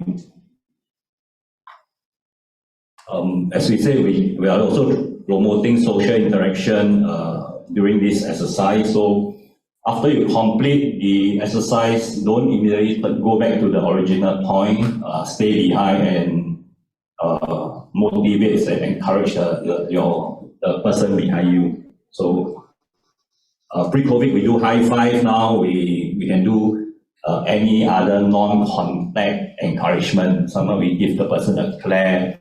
Some we do toe tapping, anything, just to encourage the person right behind you. Never in a pattern will you see 2 legs or your 2 feet in a single box, because you will tend to lose your balance. Right? So the patterns are designed to never have a situation where you have 2 feet in a single box. So the effects of square stepping exercise allows concentration of nerve from head to toes. So you see, you observe, and then you have to execute it. Improve dynamic balance, because it's a multi-directional exercise. When you do regularly, it also strengthens your muscular and nervous system, especially your lower limbs, so that you can have better balance and prevent your fall. Do it regularly and at a faster pace, you also can improve your cardiovascular fitness. Right. So research has shown that improving your physical functions will reduce your risk of fall. And of course, the most important for this forum, the result studies suggest that square stepping exercise has positive effects on cognitive function. So where can you find this exercise? We are currently promoting it at most of the active energy sports centers. We do go out to some of the community spaces as well. In fact, COVID has actually have its positive side as well. So it sort of accelerates the use of technology to promote or to communicate. So we are also using Zoom to teach and conduct square stepping exercise. Currently, we are piloting with a few of the senior activity centers in Singapore.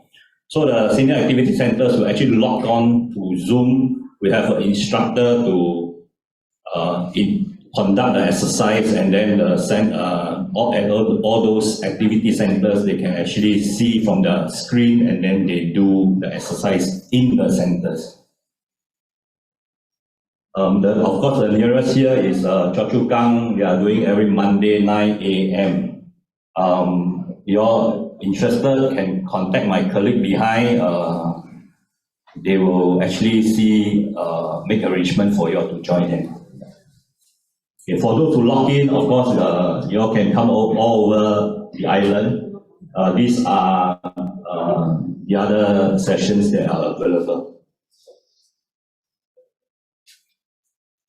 Okay, so this year we did Square Stepping Festival on March 29, where we bring all our, that's why you see many centers all around Singapore doing square stepping exercise. So we are thinking, how can we have one mass one without running the risk of the safe management measures? So we have a decentralized mode all over Singapore. They conduct their own regular sessions. We invited the the professor from Japan and with the Japanese, we all do square stepping exercise together. So everybody can see everybody on a big screen held in Heartbeat Bedok. So I just want to share this video with you. Music, please. Come The video is the professor, so he's personally exercise for this festival. Sorry, there's a little bit lag.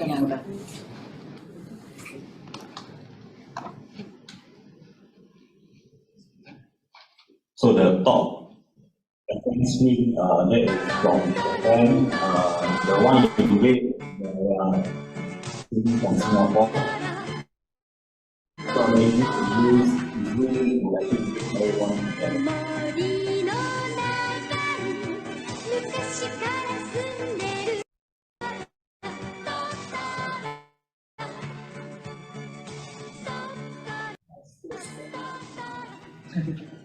In fact, the doing square stepping.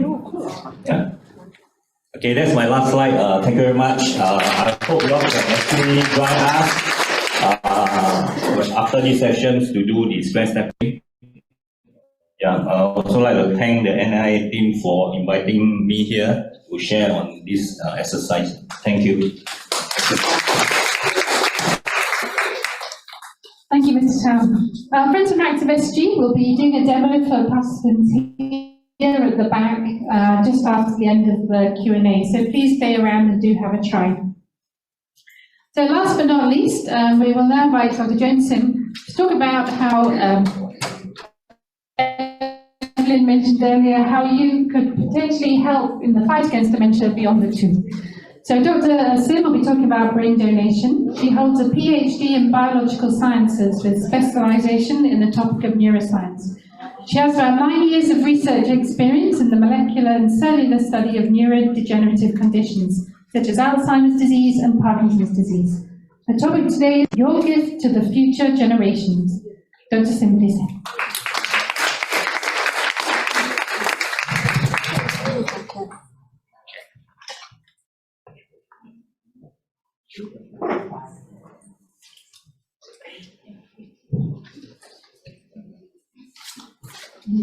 Thank you, everyone. Yeah, I really benefited a lot from the earlier sessions today.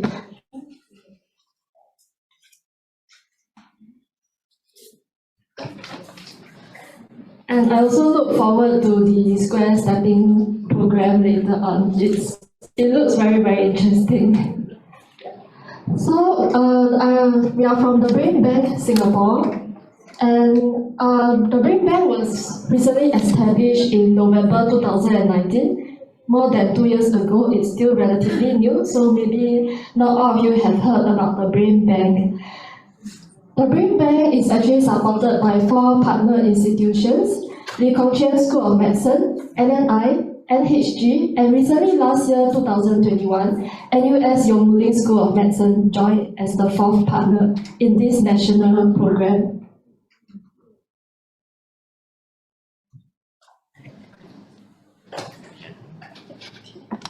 Okay.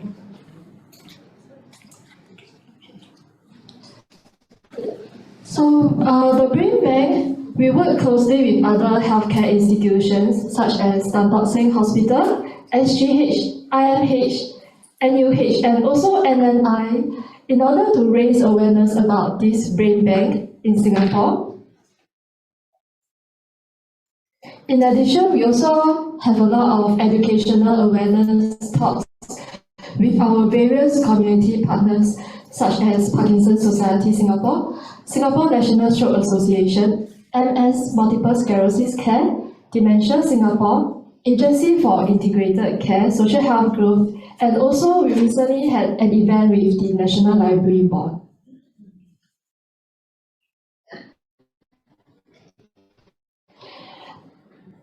So for the Brain Bank, one of our main purpose is actually to raise awareness about different conditions affecting the human brain. We know that the human brain is the most complicated tissue in the body and controls everything we do and think. So in the human brain, there are actually 86 billion neurons and 86 billion glial cells. Glial cells are other types of cells which support the brain function. And between all these cells in the human brain, there are actually 100 trillion connections. It's like galaxy. We can imagine that with such complexity comes vulnerability of the brain to various conditions. And also we know that current drug treatments of conditions affecting the brain, they may not be very effective or they are unavailable. So in Singapore and also in overseas, there's intensive neuroscience research ongoing for the past few decades. However, there are certain challenges facing neuroscience research. The first is that we may be using animal models to study the human disease, and these often do not reflect the disease process accurately. The second challenge is that we need relevant biological materials to study the disease in context in the local environment, and also to study the Asian genetic population. Because we are such a diverse population in Singapore, Asia. Also importantly, we heard earlier on that we need to study the correct genetic and environmental factors that contribute to all the brain conditions such as dementia. The third challenge is also relevant because brain tissue can only be obtained after a person has passed away.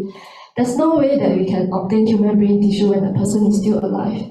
This is unlike tumor biopsies and other research such as cancer research, virus research. We just take the blood samples from the patient and we can do research on all these conditions.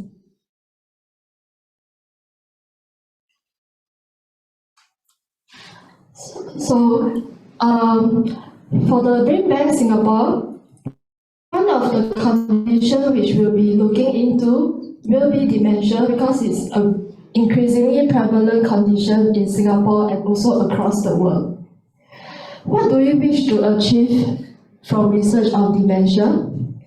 So these are the points listed, the research questions that we aim to answer. First is, why are there different progression susceptibility rates for dementia?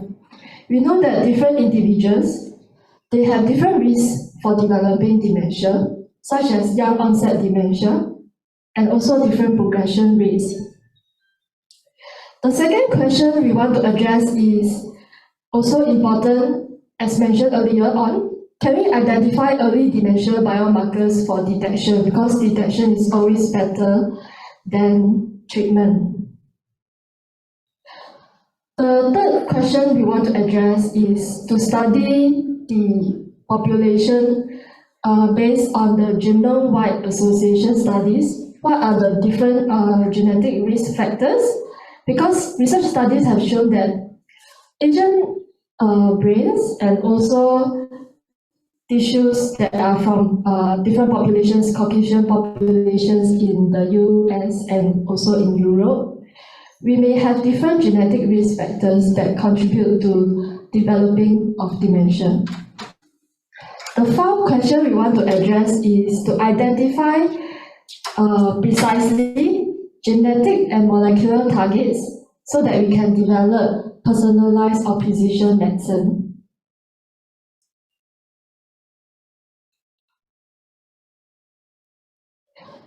The important point is that without the relevant materials to understand the brain condition, it's difficult for researchers to study the brains, the actual brains which is damaged by the disease process.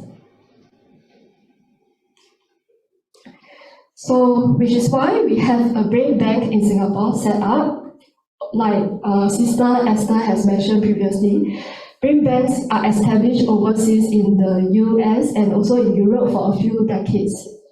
We are a tissue depository and we collect brains from both patients with brain disorders and healthy individuals. who will consent for tissue donation after death.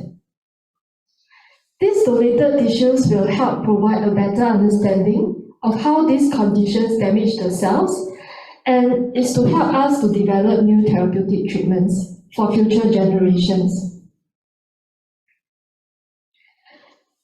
So this is our vision, to help develop new treatments for brain disorders through continuous research, because research is always continuous, long cycle of the different conditions listed there. Our mission is to provide a national resource of post-mortem brain and spinal cord tissues for researchers in Singapore and also overseas. So we would like to give a brief overview of the different tissue donations in Singapore. The first is HOTA, which is an opt-out scheme. So we are all automatically included inside HOTA for the main purpose of tissue transplant. There's another tissue donation program called MTERA, which is Medical Therapy Education and Research Act. It is an opt-in scheme that allows an individual to pledge for other tissues and even whole body for the main purpose of medical education. In the Brain Bank Singapore is also another opt-in scheme and is regulated by the Human Biomedical Research Act, because we collect brain, cerebrospinal fluid, and also the spinal cord tissues for research mainly into neurological disorders. Any nationality, individuals with and without mental capacity can sign up. For individuals without mental capacity, the appropriate next of kin or legal representative will complete the consent. First of all, if anyone will be interested, they can approach us, the Brain Bank, discuss their interest in becoming a donor with their family members or legal representative. We will explain the process for brain donation together with them and complete the consent form. Subsequently, they will receive a donor card with an emergency 24-hour hotline.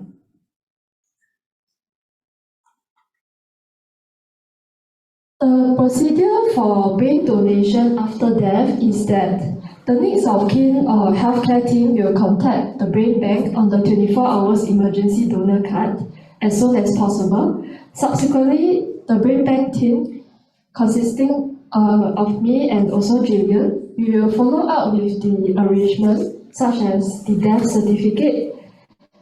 We also have an appointed casket company that will help us to transport the donor's body from the place of death to the site of tissue retrieval.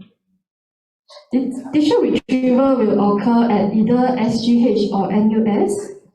The procedure for brain donation takes approximately 3 hours. Subsequently, we will neaten up the card, stitch back the card area after retrieval is completed, and then the body will be returned back to the family for funeral. So you may consider to become a brain donor. You can also help us to raise awareness, refer interested donors to the Brain Bank. Let us know your opinions or concerns about brain donation. Lastly, we want to end by saying that the health and hopes of future generations rest on the discoveries that will be made possible by tissue donation. You may contact us, and thank you.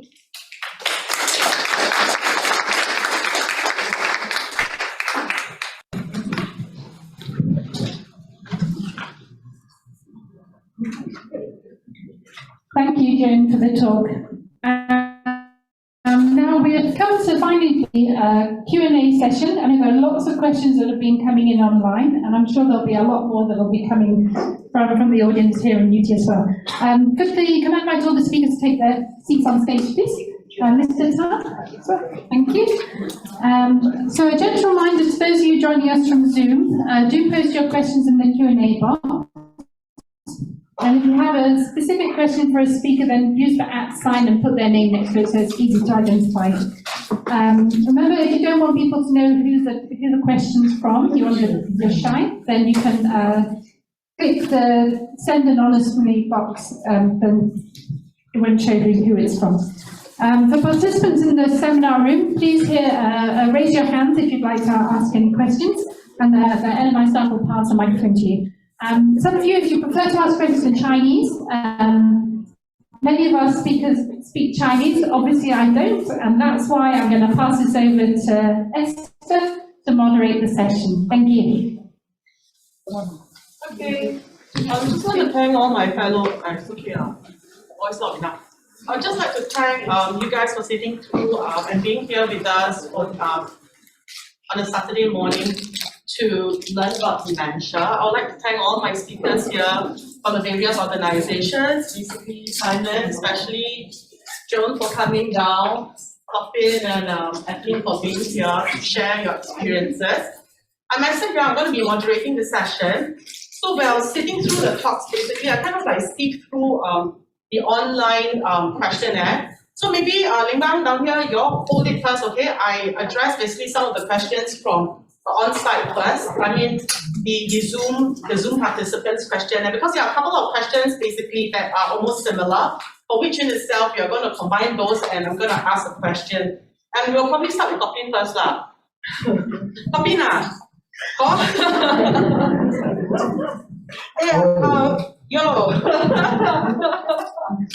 Okay, I think this question, Coppin and I can take it, or even Evelyn can take it too. If your loved one got symptoms, start showing symptoms of forgetfulness, behavior changes, delusion, basically, but don't want to go and see doctor. The minute you talk and touch about the topic, very sensitive, taboo. Then you'll go into a meltdown, then refuse to go. Then, but condition keep deteriorating. What can we do? Or how can we convince them to go and see doctor? Yeah. So I think this is a question we all face, and it's definitely a challenge. So I think definitely Esther and Evelyn can answer much better than me. But I think the approach in general is not to make the situation worse by forcing the patient. Sometimes we try to drag somebody to do something, usually doesn't work out. Right? So I think it's all about patience. It's all about the approach when we speak to the patient. So you might have your own thinking, so if let's say this particular way doesn't work, you can try to go for another way. Because one option that we normally recommend that we have this dementia support group, right? Both the NNI, of course, in Singapore as well. So when you start to speak to other caregivers who share their experiences, that allows you to also understand a few different approaches. So my short answer to this is, we should not force, or we should treat this situation with our patients. Now, of course, the approach is personalized based on the particular individual's character. But if you don't go, then delay treatment how? Or maybe you answer everything your perspective. But as usual, difficulty with technology. Okay, thank you. Actually, what happens? I like to tell a story, but make it short. So what happens is there are two things that we need to share here. And NI and a lot of other institutions, they have annual checkup, annual dementia awareness day. So we have had an instance which is very ingrained in my mind, where it was the grandfather and grandmother's birthday or anniversary, and they all decided as a celebration to come for the dementia awareness screening. And that family, there were 10 of them who came. The parents, the children, and their spouses, and they made it a fun event. So they come and all get assessed, so they don't feel that they are picked up because they are old, or they are forgetful. So the whole lot of them, 10 of them, came. And it was a fun time for them. That's one way to do it. So it's not something that you should be ashamed of and just put it in the corner, hide it. Another thing is to somehow or other when you talk about going for checkups, to your primary care physician, your polyclinics, they would, oh, let's check your diabetes, just to check your cholesterol, they are more than willing to come, or let's check your leg. So at the same time, you can ask your primary physician, can you just also check the memory and do some recommendations? So at least we get it nipped in the bud, get them comfortable with that feeling. So this would be my suggestion, Sid. I guess what I'm hearing is actually the approach to it, how you approach your elderly or how you approach a person with the particular condition.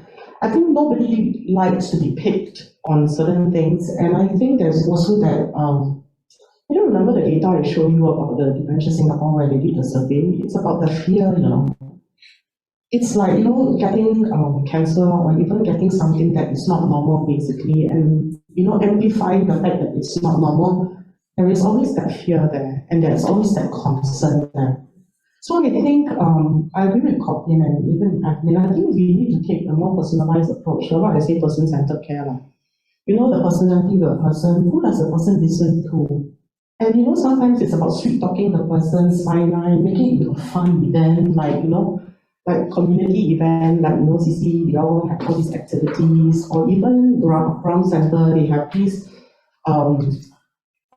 check Dementia Awareness Day to get your memory check and whatnot on very, very informal occasions to speak to lay potential advocates, basically. Maybe that is the start to basically the first step to get them to actually go and see, not need to see doctor first, but approach people that are approachable and open to share, to get them to have that awareness.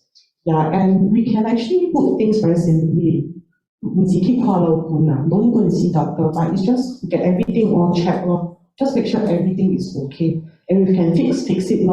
So you don't amplify the problem, but you just generally describe basically what is being done. And remember the word think, use your heart. Right? Normally people connect better with the heart. When there's a lot more concern and love that goes into it, or attention that goes into it, they tend to be a little bit more open actually to that. Corbin, anything else to add, or anything to add? Okay. The other question that we want to quickly address that the Zoom participants were asking is, Corbin, will you be able to comment what else basically about health screening for dementia other than blood? So what are some of the biomarkers basically can we do basically to test for dementia? Yeah. Yeah, so maybe I just make it simple, the approach, right? So just now I just briefly touched on, so as we diagnose dementia, it's typically made through a clinical consult, whereby the doctor really tries to understand and listen to the symptoms and to see how significant they are in affecting the person's independent abilities, and to make a clinical diagnosis of dementia. Of course, in that aspect, we will also perform memory testing to see how much the person's memory symptoms are objectively impaired compared to peers in the group, right? What we call the age-related norms. And based on this, we make a clinical diagnosis, but of course, we talk about the types of dementia, right? So with technology, with advances in sensors, we will have certain investigations that we can do to support our diagnosis. So that's why there's this common misunderstanding that, can I do a brain scan? Can I do a blood test to diagnose dementia? This is not totally accurate. Essentially, we still need to, based on the history, it means like the patient's symptoms, physical examination, memory testing, to make the diagnosis of dementia. Then, based on the brain scans, based on the patterns of the brain scan, to see whether, this fits a dementia or not. So the features in the brain scan can be whether the brain is shrunken, more than aging, which part of the brain is more shrunken than the rest, because this may be a pattern of a particular type of dementia. For example, the memory sensors are more shrunken in Alzheimer's disease, for example. And of course, we also want to make sure that there are no other reasons why the person could have memory symptoms, like due to, say, some other problems like a growth in the brain, for example. So when Esther mentioned about blood tests, we are moving more into the advances in science. I mean, the common blood tests that we do are like doing some hormonal check and vitamins check, and for example thyroid, vitamin B12, because these are other common medical conditions that might mimic dementia. By addition, I shared with you about this particular stage called mild cognitive impairment, pre-dementia. So in advances in science, we know that the disease process actually occurs many years prior to the onset of symptoms. And then there are certain proteins in the brain that may become normal. So they become, increase in the brain, and this increases your risk of having dementia. So at this stage, we do have certain ways of measuring these proteins, like using what we call PET scanning, getting some brain fluid to test for the levels, or doing blood tests, for example, to test for these levels. But I want to emphasize that a lot of these tests are still at the research stage, although there are certain tests that has been approved clinically for evaluation. However, we do not blanket order all these tests for patients who do not have any symptoms, or without any proper clinical evaluation, because as with all investigations, right, there's this thing called false positive and false negative. That means you may have this test being positive, being abnormal, but it may not necessarily mean that you will develop dementia in the future. So we have to be very careful with the tests that we do, so that it helps us with the diagnosis, and not just to do it and then okay, you're safe for now. It's not like this. So just to make it very more understanding for aging population, for example, for elderly, certain studies have shown up to 30% may have an abnormal brain scan with the abnormal protein in the brain, classical that of Alzheimer's disease. But when they passed away, they actually do not have dementia. So up to 30%. That's why this is something that we need to understand and be very careful about. Thank you, Kapin. And I think this could, this other question that we have is pertaining to maybe Evelyn and my talk, basically. So what else can we do for a person with dementia if, let's say, there is no cure? So that means to say that, other than just playing chess or, doing the usual, 1 + 1 = 2 mathematics, science, coloring, basically. What else can we do, basically, to help these group of persons? Evelyn, what are some of the other suggestions? You think out of the box, get creative suggestions?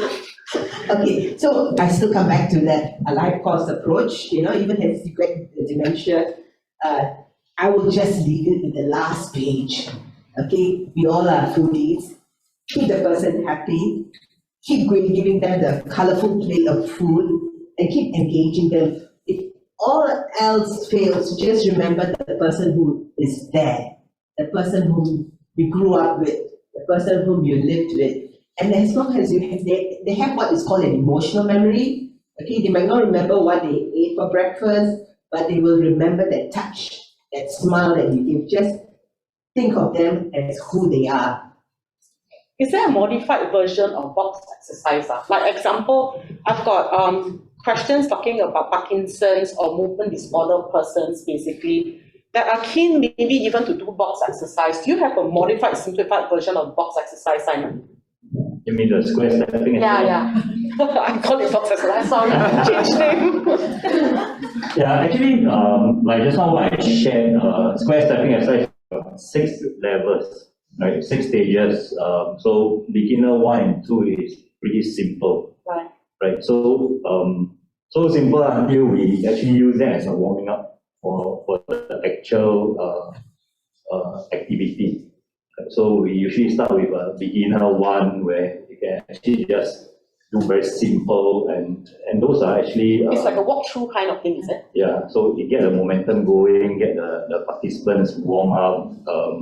It's like also an icebreaker for them to know one another. Maybe. Sorry, Simon, I don't know whether the panel can ask questions also. Yeah, so I just want to emphasize my point again, a life course prevention. So when I was looking at Simon, listening to Simon and talking about box exercise, sorry. You see, this is me starting the creativity and I'm infecting her with it. Out of the box. So the square step exercise, it reminded me of, again, back to childhood and adolescence, and I'm sure some of you must have gone for the tea dance days at Havelock and all that, and it goes back to waltz, doing the waltz, which has also been proven to be good. The line dancing is something like that, up, down, clear, right, left, and then it still goes back to the time, I'm sure a lot of you ladies will remember, hopscotch. Yeah, so hopscotch, jumping up and down. Sorry not to make it so simplistic, but I think it just reminded me of that hopscotch. So if you can do that up, down, and turn right, turn left, and not touching the line, remember? We all had our little stones, yeah? So it just reminded me of that. That's a modified version. Yeah, panel. So I'm just wondering, I'm really intrigued by this square steps, not box exercise. Funny, you got it correct.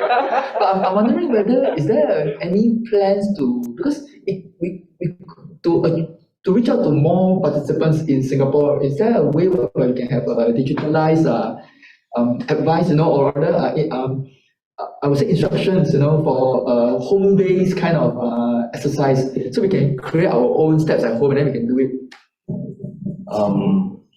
Okay, so right now we are going on to we are using Zoom to conduct the square stepping exercise. We are working with NTU, NIE, Dr. Masato to ascertain that what the new way of conducting bring the same benefit from a physical session. So the study is ongoing. So once we have established that it's similar benefits, we will actually go onto the digital platform to conduct this exercise.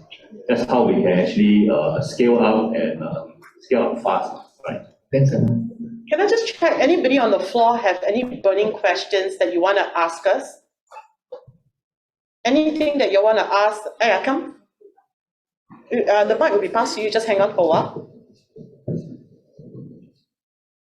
Actually, I only heard of this concept. Square stepping. I think would that appreciate whether Simon can show it to us? I think my colleagues behind are ready to share and conduct the tryout after this session. Yeah. I mean, while we are at Simon, I might as well ask the question. Sorry, so rude. Just want to check, anybody has any burning questions from the floor? I have one question. Is there any way we can actually purchase one of these, let's say, to be used in our workplace or this? Oh, interesting. The map. Okay. It's not the mat. It's actually the manual. The manual that contains the 196 patterns. So right now, our Japanese counterparts, the professors, they are actually quite strict with the IP of the manual. They actually sell the rights to the organizations in Hong Kong, Korea, Taiwan. But because we are a government agency in Singapore, they work as a partner with us on the premise that we protect the IP rights. So we are actually in negotiation with them to see how we can actually get the rights so that we can actually spread it to the community where everybody can actually get a copy and then do it on their own.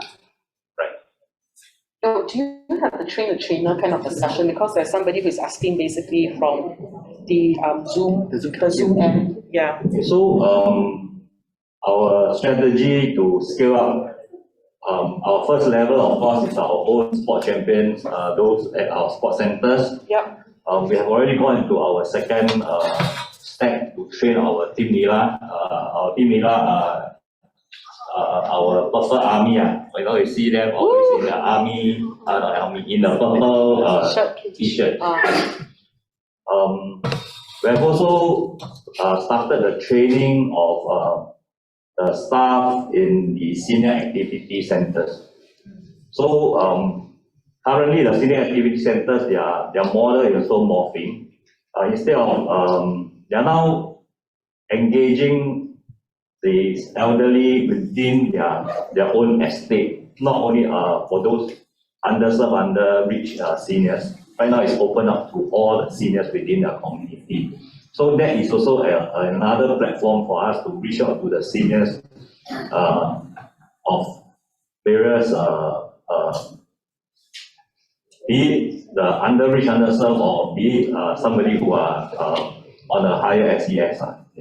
I think they also may want to ask you, Simon, do you have a contact or even a website, or are you even on Facebook or Instagram basically that they can reach you? Because there are a lot of participants asking, hey, how do we reach you? My constituency not within Simon's constituency, and what are some of the community partners that you're working with, and how to get access to your activity? Because there are a lot of curious questions, and this is the first time that we even heard about Square exercise. Okay, so the primary point of contact now is at our sports centers. So we have 20 over sports centers all over Singapore, active veggie sports centers. Yeah, so our sports center is actually the node to serve the community within the constituency. That is their first point of contact. Can hop in to our sports center or on our active veggie website. You can find their contact details as well. So do contact them. They have the schedule of the square stepping exercise, or sometimes if the exercise schedule doesn't fit your needs, and if there's a group of people who are ready to do the exercise, we can actually organize one for that group. Of course, now we have trained our NILAs, we have trained some other modern the facilitators.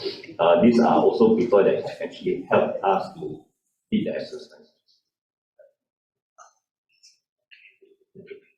Oh, there is another question from the floor. Just hold on. Hi.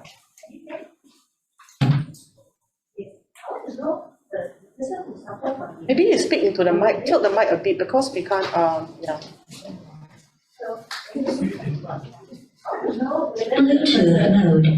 The person suffering from dementia, will the person know it?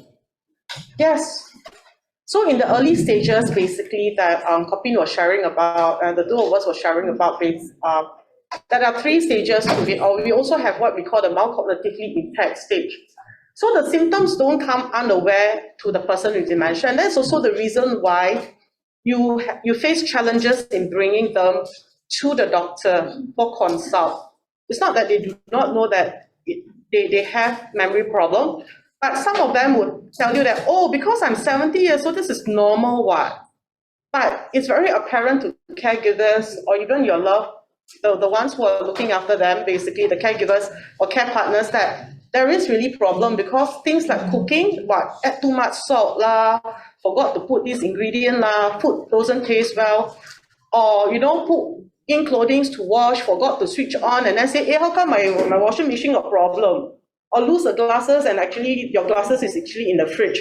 So to a certain extent, they do have a certain insight, especially when they are in the early stage, that there is a problem happening. It's just whether they want to accept it or not. And it also depends on what type of dementia that they have. So certain of them may not actually have the insight that they actually have an issue. Copy, you want to add on to that? Yeah, so maybe just to elaborate on Esther's reply. So we have done some research in specifically Alzheimer's disease.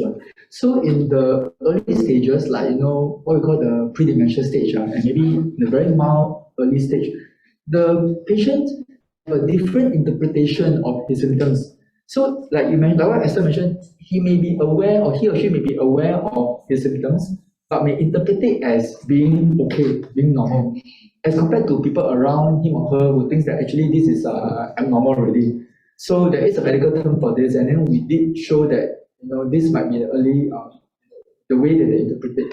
Now, of course, as the disease progresses, I think you're also asking in the moderate to the severe stages, that is really, the patient may not already understand that they are behaving like this, they are not going to remember that, and they might even be, perhaps, living in many, many years back due to the loss of memory.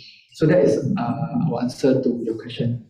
Okay, so does it mean that, when the early stage is good, that they go for a diagnosis for them and also for the caregiver to know that they actually suffering from that?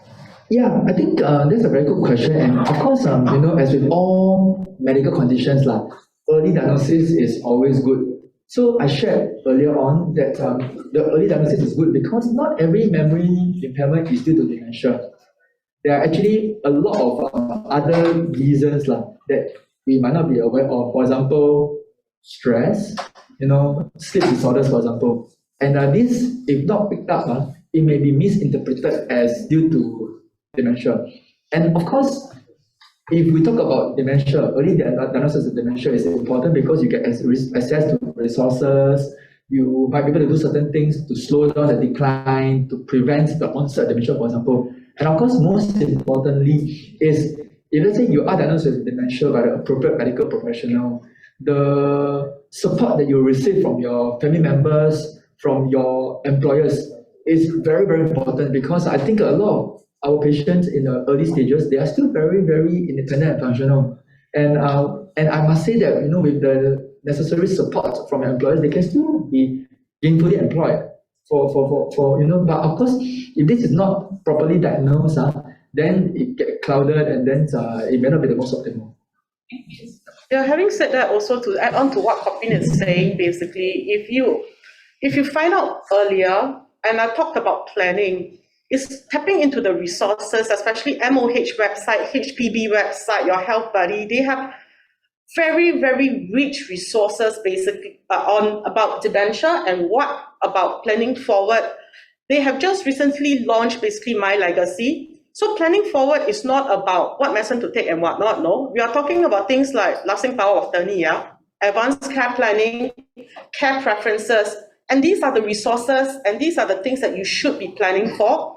Like, what type of care would you want to have? At home, nursing home, get helper, or am I going to do it? That means to say I'm army commando, I hands-on, because my mom, my spouse would want me to do that, because that is the preference of care, and I have the resources to do that, and I have the capacity to do that. If you don't have the capacity, then what are all the available resources out there to help you to facilitate care, to create a less stressful care environment? So that is actually very important. And we are talking about LPA. If let's say that if you caught the person in the early stage, a lot of conversation about how care can happen there, and then because they're still cognizant, right?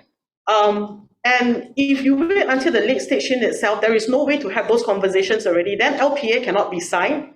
Hence, then we need to actually go to court-appointed deputy. We actually need to employ a lawyer. Actually, I have one last question. I'm so sorry to squeeze you up. Yeah. So actually, I have one question basically for Joan. There is a question from the Zoom participant, Anna.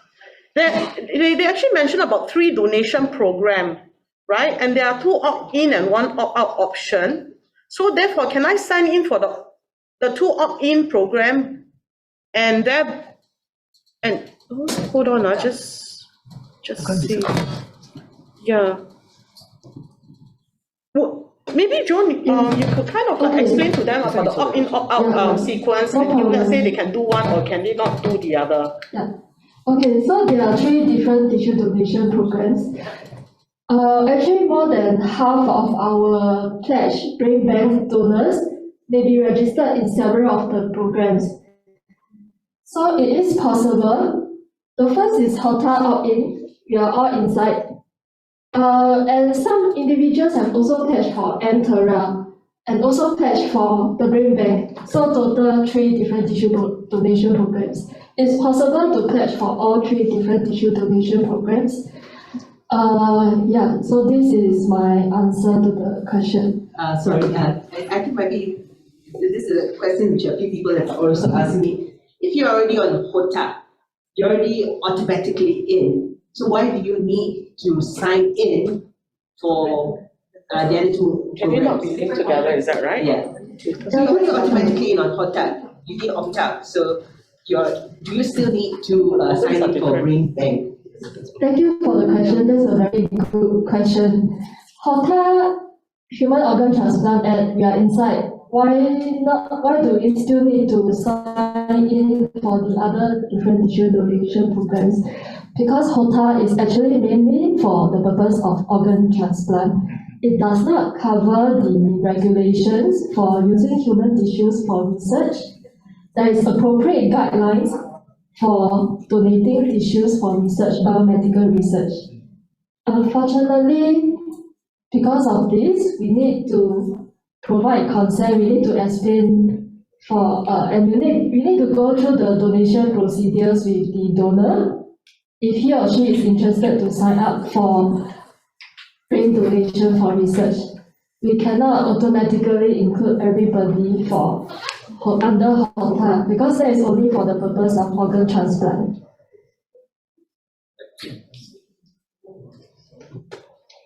Okay, we just want to thank. On that, actually, if I were to sign up for the leave on donation, then I have a fight regarding the brain. It's like I only got one brain. Yeah. Okay, so leave on under National Organ Transplant Unit No. 2 that covers HOTA and ENTERA. You can still sign up for these different tissue donation programs. They're all for meaningful purpose. We are not going to fight with each other because we communicate with each other, we coordinate with each other. No2 knows about the brain bank. We work together with each other. So the procedure that happens if the person has also pledged for ENTERA, HOTA, is that first, organ transplant is important because it saves living individuals. So that is the first priority. After that, brain donation will happen because for brain donation for research, we need to perform the donation within 24 to 48 hours. So brain donation will happen. Then after that, also if you are registered for ENTERA, like for other tissues, like for example the lung and the skin under ENTERA, that will also happen. So when we call, we will also notify No2 that overseas ENTERA, and we will communicate with each other to ensure that the procedure is minimal hassle for the family members. Okay, do you have a question? Okay. Oh, okay, maybe we take, let that be the last question basically for the panel, and then I will wrap up. Yeah.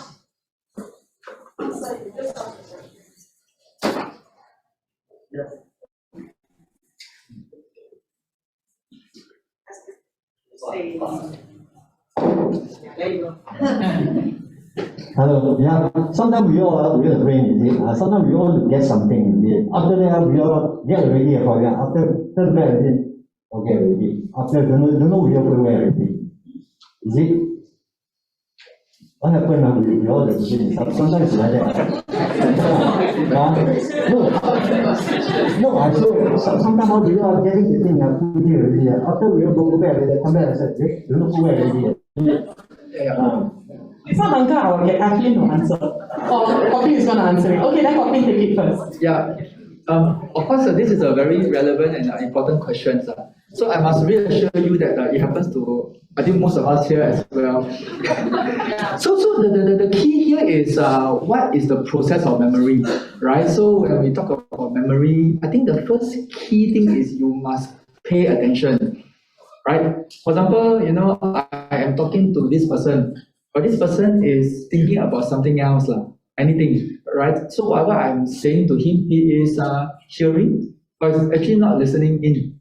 Then when you look at, what do you say, right? It's very common, right? Of course, the other thing is when you are in the process of taking something, right? Or rather, you are in the process of, I want to go and take something, but for along the way, something distracted you, this thought or that thought or anything, then you may potentially forget what you wanted to take. It is not uncommon, and it's it's all about being paying attention and kind of thing. But of course, I must say that if let's say something like this is occurring very frequently, occurring like getting worse, such that it's not just a simple pan, but it is again about losing important things like a big significant things that I see, or a big amount of cash, for example. Then of course we need to be careful. It doesn't mean that this is dementia or whatever, right? So for example, yesterday I have a very poor sleep. I didn't sleep in 2 hours. Then your attention span will be much lower today, all right? And then you become a bit more forgetful today, all right? Then tomorrow you have a good night rest, then you become very alert, and then your memory becomes much better. Then you probably know that this may not be due to the underlying disease process. So just this is a simple explanation to what you're saying. So again, I say the emphasis is if let's say you experience some symptoms.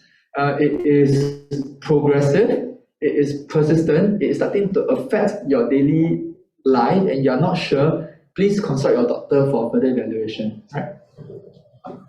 Daily life like what? For example, for those who are younger than 65 years old, that you find that there are people complaining about the work, you cannot focus and whatnot. So that's also part of the activities of daily living. Having said here, I'd like to thank all the participants, for those who are live with us, present here with us. Thank you so much for being here. It has been a pleasure basically for all the speakers to actually spend time with you. For those who are actually over at Zoom, thank you for fast and curious questions that we have. Unfortunately, basically, hi. Unfortunately, basically, we are not able to take all the questions. And I do see a couple of clinical questions there that you are asking, and you have burning questions about your loved one's condition. I actually advise you to please go back to your medical team, please go back to your medical doctor or your nurses that is caring for your dad, mom, your spouses. Ask them those questions basically and discuss with them about the condition, okay? Importance of communication, yeah? Hence, basically, I just want to, what's that? Yeah, so I'd like to thank all of you basically for being present here. And for those who are actually over Zoom, thank you for your time also that you are here with us. If you need the slides or anything, I think just get in touch with the organizers. The organizers basically will instruct you accordingly. All right, I would like to thank all my speakers also basically for actually such a wonderful talk.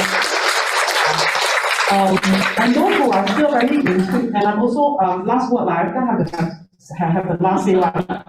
Those who are still very intrigued about brain bank, please stay intrigued about the brain bank. And if you have burning questions, please go to Joan and her team basically from Brain Bank Singapore, because this is my dream come true. I'm being in actually dementia work for so long. I'm already waiting for this, for brain bank collection, for brain collection in Singapore, and for research to be done in Singapore, because there are a lot of Angmo brains all the Angmo researchers basically, but we do not know what in the world is happening in Asia context. So we need Asian data, we need Asian information. So because if you have burning questions, and if there are controversials and beliefs because of religion cannot donate parts of body, incomplete and whatnot, they are also prepared basically to answer those questions, to how to actually bridge those gaps. Thank you so much for the talk.